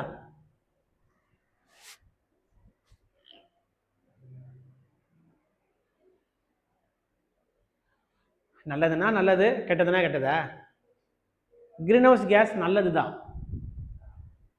கிரீன் ஹவுஸ் கேஸ் இருக்கிறதுனால தான் பூமி வந்து இன்னும் வந்து நைட் டைம்ல என்ன ஆகுது அப்படின்னா மாடரேட் டெம்பரேச்சர்ல இருக்குது, அந்த ஹீட்டை தக்க வச்சுக்கிறது. கிரீன் ஹவுஸ் கேஸ் இல்லை அப்படின்னா நைட் டைம் எர்த்தோட டெம்பரேச்சர் வந்து பார்த்தீங்கன்னா மைனஸ்ல போயிடும். மீனிங் புரியுதா. கிரீன் ஹவுஸ் கேஸ் நல்லது தான், அது அளவுக்கு மீறி போகும்போது நம்மளுக்கு என்ன ஆகுது அப்படின்னா கெடுதல் ஆகுது. அப்ப என்ன அர்த்தம், அளவுக்கு அதிகமா என்ன பண்ணுது, ஹீட்டை தக்க வச்சுக்கிறது, வேற ஒண்ணுமே இல்லை. மீனிங் புரியுது என்ன சொல்றேன்னு சொல்லிட்டு, கிரீன் ஹவுஸ் கேஸ் மாடரேட்டாக இருக்கும்போது அது தட்பவெப்பமாக எர்த்தை வந்து என்ன ஐட்டம் என்ன பண்ணிக்கிறது, அப்படியே அந்த ஹீட்டை வந்துட்டு நிற்க வச்சு ப்ரிசர்வ் பண்ணி ஹீட்டை வச்சு மாடரேட்டாக எர்த்தை கொண்டு போயிடுது நைட் டைமில். ஆனால் அது அளவுக்கு அதிகமாகும் போது அதிகப்படியான ஹீட் என்ன பண்ணுது, பூமியில் வந்துட்டு அப்படியே தக்க வச்சிருது ஃபுல்லாக. மீனிங் புரியுது என்ன சொல்கிறேன்னு சொல்லிட்டு, right. LAG green house effect போட்டுக்கோங்க, என்னென்ன கேஸ் போட்டுக்கோங்க. அதே மாதிரி புதுசாக கண்டுபிடிச்ச ஒரு கேஸ் கண்டுபிடிச்சிருப்பாங்க, அந்த கேஸ்க்கு பேர் ட்ரைஃப்ளூரோ மெத்தில் சல்ஃபர் பென்டாஃப்ளூரைடு, ஒரே பேர், புதுசாக கண்டுபிடிச்ச கிரீன் ஹவுஸ் கேஸ். சரியா, ரைட். அதே மாதிரி கவனிங்க, உலக நாடுகள் எல்லாம் என்ன பண்ணியிருப்பாங்க அப்படின்னா, இந்த வருஷத்துக்குள்ளர நாங்கள் இவ்வளவு கிரீன் ஹவுஸ் கேஸ் எமிஷனை குறைக்க என்ன பண்ணியிருப்பாங்க, அக்ரிமெண்ட் போட்டிருப்பாங்க. அந்த அக்ரிமெண்ட்டுக்கு பேர் என்னன்னு பார்த்தீங்கன்னா கைட்டோ புரோட்டோகால் அப்படின்னு சொல்லுவாங்க, அல்லது கியூட்டோ புரோட்டோகால். எதுக்காண்டி போடப்படுது, கிரீன் ஹவுஸ் கேஸை குறைக்கிறக்காண்டி என்ன பண்ணியிருப்பாங்க, எல்லா கண்ட்ரியும் அக்ரிமெண்ட் போட்டிருப்பாங்க. ஆனால் இது வரைக்கும் எந்த கண்ட்ரியுமே என்ன பண்ணதில்லை, அதை காப்பாற்றுறதே கிடையாது. ஒன்றுமே இல்லை, நான் வந்து 10% CO2 எமிஷன் பண்ணுறேன் இந்த வருஷம், என்ன சொல்லுவாங்க அப்படின்னா, நாங்கள் 2030க்குள்ள இந்த 10 என்னவா மாத்திரம் 8ஆம் மாதம் கையெழுத்து போட்டிருப்பாங்க. ஆனால் அதுக்கப்புறம் என்ன ஆகும்னா 10 என்ன ஆகாது, 8 ஆகாது, 10 என்னவா மாறும், 11 மாறும், 12 மாறும். அப்படிதான் போய்கிட்டு இருக்கு. அமெரிக்கா கூட என்ன பண்றது இல்லை, இந்த CO2 எமிஷனை குறைக்க முடிய மாட்டேங்குது. வந்துட்டு மீனிங் புரியுதாப்பா என்ன சொல்றேன்னு சொல்லிட்டு, இந்த ஊட்டியில் ஃபுல்லாக பார்த்துருக்கீங்களாப்பா, ஊட்டி கொடைக்கானல்ல ஃபுல்லாமே இந்த greenhouse effect, greenhouse plant வச்சிருப்பாங்கப்பா, பார்த்துருக்கீங்களா? கண்ணாடி கூண்டு மாதிரி வச்சு உள்ள வளர்ப்பாங்க, பார்த்துருக்கீங்களா? அது எதுக்குன்னு தெரியுமா? அந்த பிளான்ட் கிரீன் ஹவுஸ் பார்த்ததே இல்லையா? ஊட்டி கொடைக்கானல் நிறைய வச்சிருப்பாங்க, உள்ள தாவரங்களை ஃபுல்லா அந்த உள்ள ஃபுல்லா கிரீன் ஹவுஸ் பிளான்ட் மாதிரி செஞ்சு வச்சிருப்பாங்க, உள்ள வளர்ப்பாங்க, பார்த்தது இல்லையா? அது எதுக்காக அப்படின்னா, அங்கே டெம்பரேச்சர் ரொம்ப கம்மியாக தானே இருக்கும், அந்த தாவரத்துக்கு வந்து இந்த ஹீட் வேணும். அப்போ என்ன பண்ணாங்க அப்படின்னா, அதை ரிலீஸ் பண்ற CO2 இருக்கு பார்த்தீங்களா, அந்த CO2 வெளியே விடாம என்ன பண்ணிடுவாங்க, ஃபுல்லா க்ளோஸ் பண்ணி ப்ரிசர்வ் பண்ணுவாங்க. அப்போ அந்த இடம் வந்து எப்படி இருக்கும்னா ஹீட்டாகவே இருந்துகிட்டு இருக்கும். அதுக்காக தான், வேற ஒன்று. புரியுதா என்ன சொல்றேன்னு சொல்லிட்டு, ஹாட்டஸ்ட் பிளானட் வந்து என்னது, ஹாட்டஸ்ட் பிளானட் சன் பிளானட். அவனுக்கு அவன் சொல்றதை கேட்டு சொல்லாதடா, நீ என்ன யோசிச்சு சொல்றதா, பின்னாடி ஒரு ஆன்சர் சொன்னா அப்படியே சிங்க சொன்னா சொல்றத பின்னாடி யோசிச்சு சொல்லிட்டு வந்துட்டு, ஹாட்டஸ்ட் பிளானட் எப்படி மார்ஸ் வரும்? சன்னுக்கு பக்கத்துல ஃபர்ஸ்ட் யாரு இருக்கா, மெர்க்குரி. ஒண்ணு மெர்க்குரி இருக்கணும், அப்படி இல்லைன்னு அடுத்து யார் இருக்கா, வீனஸ், எர்த்து, அதுக்கப்புறம் தான் மார்ஸ் வருது. எப்படி அது போய் ஹாட்டஸ்ட் பிளானட் எப்படி இருக்கும்? அது வந்துட்டு யாரு ஹாட்டஸ்ட், வீனஸ் தான் ஹாட்டஸ்ட். ஏன் ஹாட்டஸ்ட் பிளானட் சொன்னோம், அதை படிச்சு முடிச்சிட்டோம். அதெல்லாம் வந்துட்டு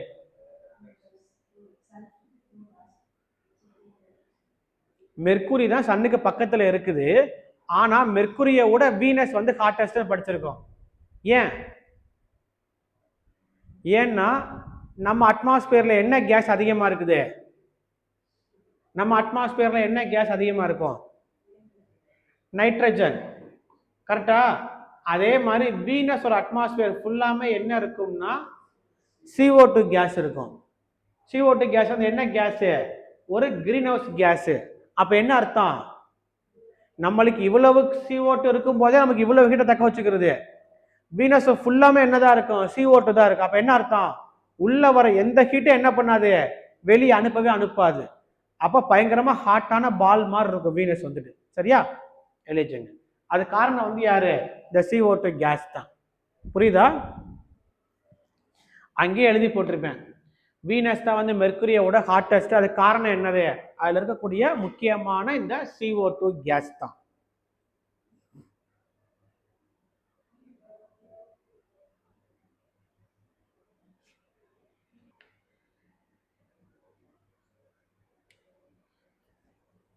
கைட்டா புரோட்டோகால் எதுக்கு போட்டிருப்பாங்க, கிரீன் ஹவுஸ் கேஸை குறைக்கிறதுக்காண்டி போடப்பட்டது கைட்டா புரோட்டோகால் தான். இல்லாட்டி வேற என்ன சொல்லலாம், குளோபல் வார்மிங்கை குறைக்கிறக்காண்டி போடப்பட்ட புரோட்டோகால் என்னது, கைட்டா புரோட்டோகால். ரெண்டும் ஒன்று தான். கிரீன் ஹவுஸ் கேஸ் குறைஞ்சு ஆட்டோமேட்டிக்காக என்ன குறைஞ்சிடும், குளோபல் வார்மிங் குறைஞ்சிடும். அப்படி தானே மீனிங்கு, கிரீன் ஹவுஸ் கேஸ்னால தானே பூமி ஹீட் ஆகுது, குளோபல் வார்மிங் இன்க்ரீஸ் ஆகுது. அப்போ ஆட்டோமேட்டிக் எது குறைஞ்சு ஆட்டோமேட்டிக்காக என்ன குறைஞ்சிடும், அதுவும் குறைஞ்சிடும். அவ்வளோதான். அந்த புது கேஸ் படிச்சுங்கப்பா, அது ஒரே பேரு, ட்ரைஃப்ளூரோ மெத்தில் சல்ஃபர் பென்டாஃப்ளூரைடு, புதுசாக கண்டுபிடிச்ச கிரீன் ஹவுஸ் கேஸ். அதே மாதிரி கைட்டோ புரோட்டோகால் நிறைய டைம் கேட்டிருக்கான், ரொம்ப முக்கியமானது.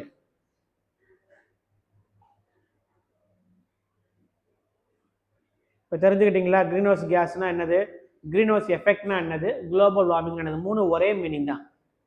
கிரீன் ஹவுஸ் கேஸ் தான் கிரீன் ஹவுஸ் எஃபெக்ட்.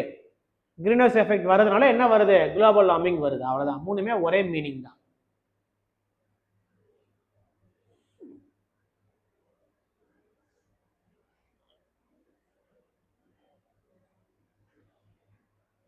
போலாம் அடுத்தது.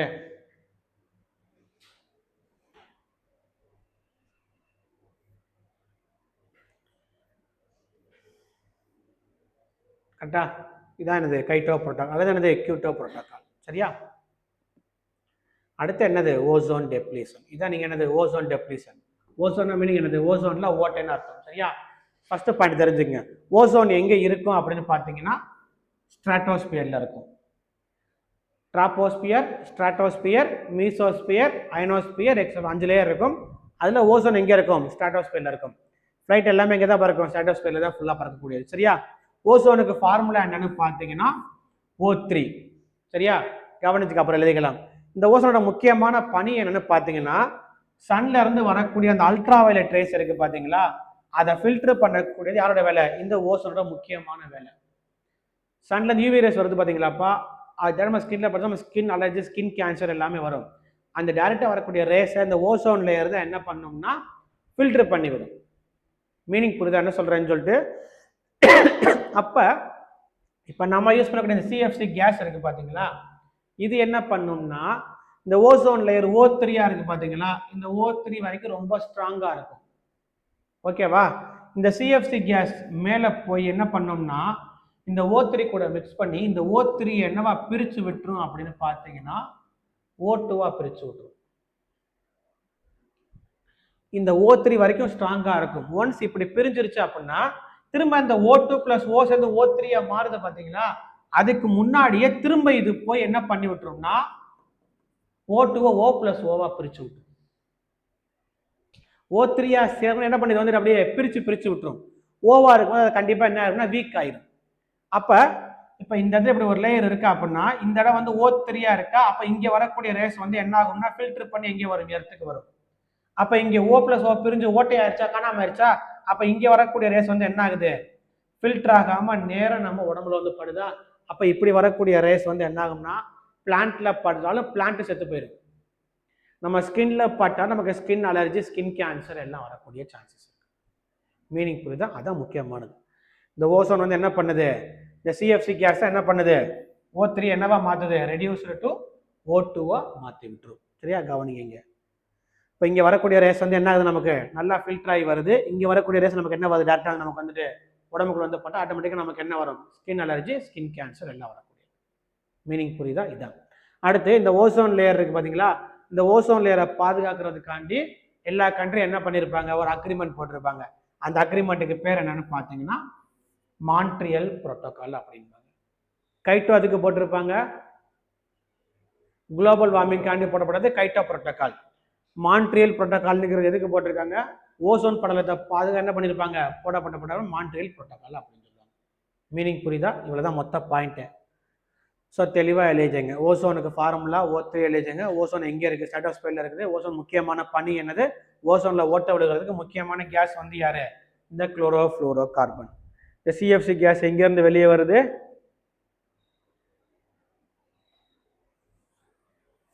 இந்த ஏசி ஃப்ரிட்ஜ்ல இருந்து வெளியே வரக்கூடிய கேஸ் தான் என்னது, இந்த CFC gas, chlorofluorocarbon அப்படின்னு சொல்லுவாங்க.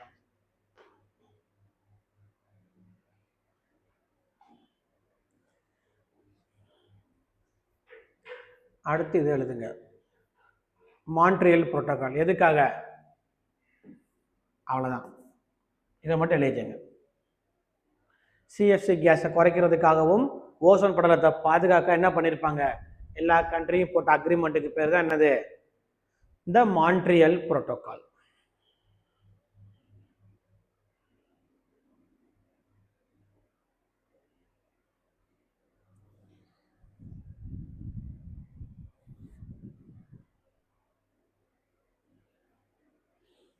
ஓகேவா, அடுத்து இந்த இருக்கு பாருங்க, கீழே நோட்னு போட்டுக்குங்க. கீழே நோட்னு போட்டு கவனிங்க. ஃபர்ஸ்ட் இது என்னன்னு சொல்லிடுறேன். நகோயா புரோட்டோகால், இது ஒரு புரோட்டோகால் இருக்கு. இது என்னன்னு பார்த்தீங்கன்னா சும்மா இது சம்மந்தப்பட்டது இல்லை, நிறைய எக்ஸாம்ல மேட்ச் த ஃபாலோயிங்ல சைடில் வருது. அப்போ அதை என்ன பண்ணிச்சிங்க தெரிஞ்சு வச்சுங்க, நமக்கு எலிமினேஷன் தேவைப்படும். நகோயா புரோட்டோகால்ங்கிறது என்னன்னு பார்த்தீங்கன்னா பெனிஃபிட் ஷேரிங் அப்படின்பாங்க. இது என்னன்னு பார்த்தீங்கன்னா எனக்கு ஒரு விஷயம் தெரியுது, ஓகேவா, நான் அந்த விஷயம் வந்துட்டு மொத்த உலகத்துக்கு மக்களுக்கும் அது ஒரு நல்லதுக்காக பயன்படக்கூடியது அப்படின்னா அதை நான் மட்டும் வச்சுக்கிறாம என்ன பண்றேன் அப்படின்னா எல்லா கண்ட்ரிக்கும் அதை வந்து ஷேர் பண்றேன் அண்டர் நகோயா புரோட்டோகால். அவ்வளவுதான், வேற ஒண்ணுமே இல்லை. பெனிஃபிட் ஷேரிங், எல்லா மக்களுக்கும் அது வந்து ஒரு நன்மையை பயக்கிற மாதிரி ஒரு விஷயமா இருக்கு அப்படின்னா அதை நான் என்ன பண்றேன் வந்துட்டு எல்லா பக்கமும் ஷேர் பண்றேன். அவ்வளவுதான், ஒண்ணுமே இல்லை. கொரோனாக்கு வேக்சின் கண்டுபிடிச்சாங்களா, ஒரு கண்ட்ரி கண்டுபிடிச்சானா, ஏதோ ஒரு கண்ட்ரி கொடுத்தானா, அதை அவன் மட்டும் மற்ற கண்ட்ரி எல்லாத்தையும் கொடுத்தானா, அவன் எல்லா கண்ட்ரிக்கும் ஃபார்முலா கொடுத்தல மேனுஃபேக்சரிங் பண்ணி ஃபுல்லாக பண்ணான்ல under Nagoya protocol.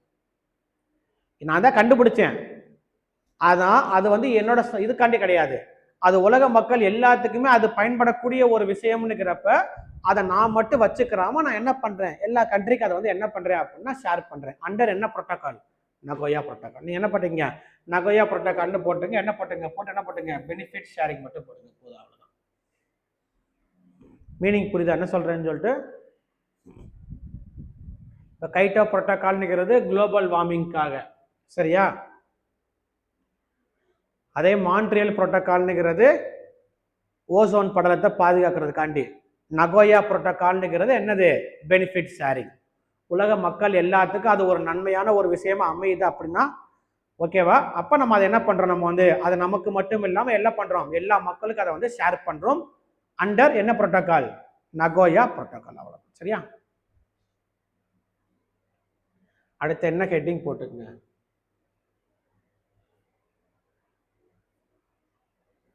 Water pollution heading போட்டுங்க. அடுத்த கிளாஸ் நம்ம என்ன பண்ணலாம் வாட்டர் பொல்யூஷன் பார்க்கலாம். உடனே ஃபாஸ்டா பண்ணு, என்னைய விட வேகமாக நோட்ட முடியலடா. ஃபாஸ்டா ஒரு தடவை பாருங்க ஏர் பொல்யூஷன் ஃபுல்லாக சீக்கிரம் ஒரு டைமு. அடுத்து நம்ம என்ன பண்ணலாம், அடுத்த கிளாஸ் வாட்டர் பொல்யூஷன் போகலாம். ஒரு தடவை ஃபாஸ்டா படிங்க கன் மாதிரி. அப்படியே என்னென்ன படித்தோம் ஏர் பொல்யூஷன்ல, ஃபர்ஸ்ட் என்ன படித்தோம், நோட்டை க்ளோஸ் பண்ணுங்க எல்லாருமே. ஃபர்ஸ்ட் என்ன படித்தோம், ஆசிட் ரெயின் படித்தோமா. ஃபர்ஸ்ட் ஏர் பொல்யூட்டன் என்னென்னது, கார்பன் மோனாக்சைடா, எங்கேருந்து வெளியே வருது, ஆட்டோமொபைல். கார்பன் டை ஆக்சைடு வெளியே வருது, CO2 thermal power plant, coal எரிக்கிறது இல்லை. சல்ஃபர் டை ஆக்சைடு எங்கே வெளியே வருது, ஆயில் ரிஃபைனர்ஸ் வெளியே வருது. நைட்ரஜன் ஆக்சைடு வெளியே வருது, அதுவும் ஆட்டோமொபைல் எக்ஸாஸ்ட், யாரு நைட்ரஜன் ஆக்சைடு, சரியா. 4 தான் ஏர் பொல்யூட்டன்ட்டு. அதில் அடுத்த எஃபெக்ட்ஸ் பார்க்க போகிறோம். ஃபர்ஸ்ட் வந்து என்னது ஆசிட் ரெயின். என்னென்னது ஆசிட் ரெயின் காரணமானது, oxides of nitrogen, oxides of sulphur என்ன ஃபார்ம் ஆகும், நைட்ரிக் ஆசிடாகவும் சல்ஃபரிக் ஆசிடாகவும் மாறி பூமிக்கு என்ன வரும்னா மழையா வரும். அதுக்கு பேர் தான் என்னது ஆசிட் ரெயின். முடிஞ்சிச்சா. பிஹெச் வேல்யூ என்ன இருக்கும் 4.6 போட்டிருப்பாங்களா, ஆசிட் பிஹெச் 4.6 முடிஞ்சிருச்சா. அடுத்து ரெண்டாவது போட்டோ கெமிக்கல் ஸ்மாக். என்னது போட்டோ கெமிக்கல், இன்னொரு பேர் என்னது லாஸ் ஏஞ்சலஸ் ஸ்மாக். போட்டோ என்ன வரணும், போட்டோ கெமிக்கல் ஸ்மாக்னா ஆமா அந்த ஸ்மோக்ல என்னென்ன இருக்கும், oxides of nitrogen, oxygen, hydrocarbon. அவ்வளவுதான் மீனிங், வேற ஒண்ணுமே இல்லை. சன்லைட் என்ன உருவாகுது,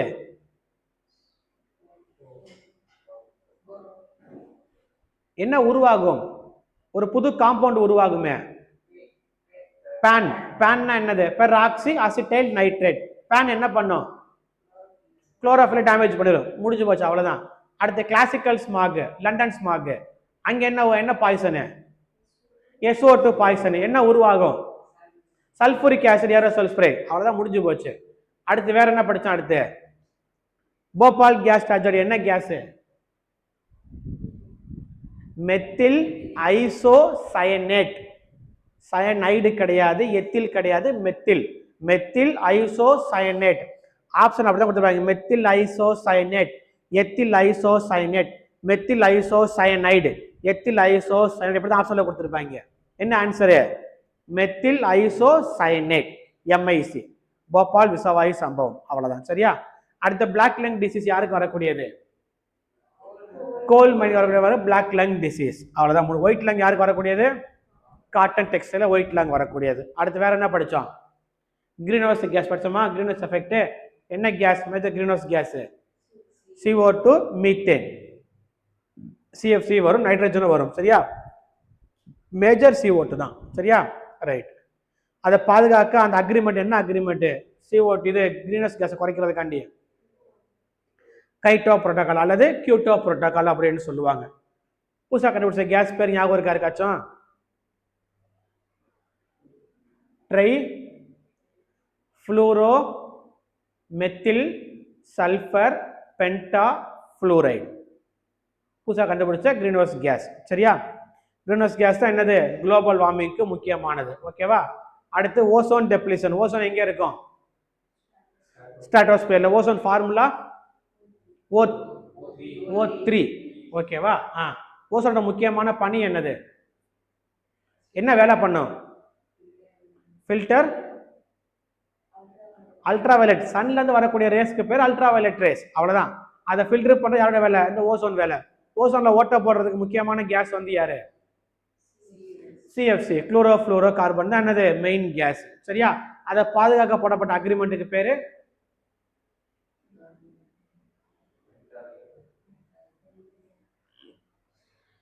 என்ன புரோட்டோகால்?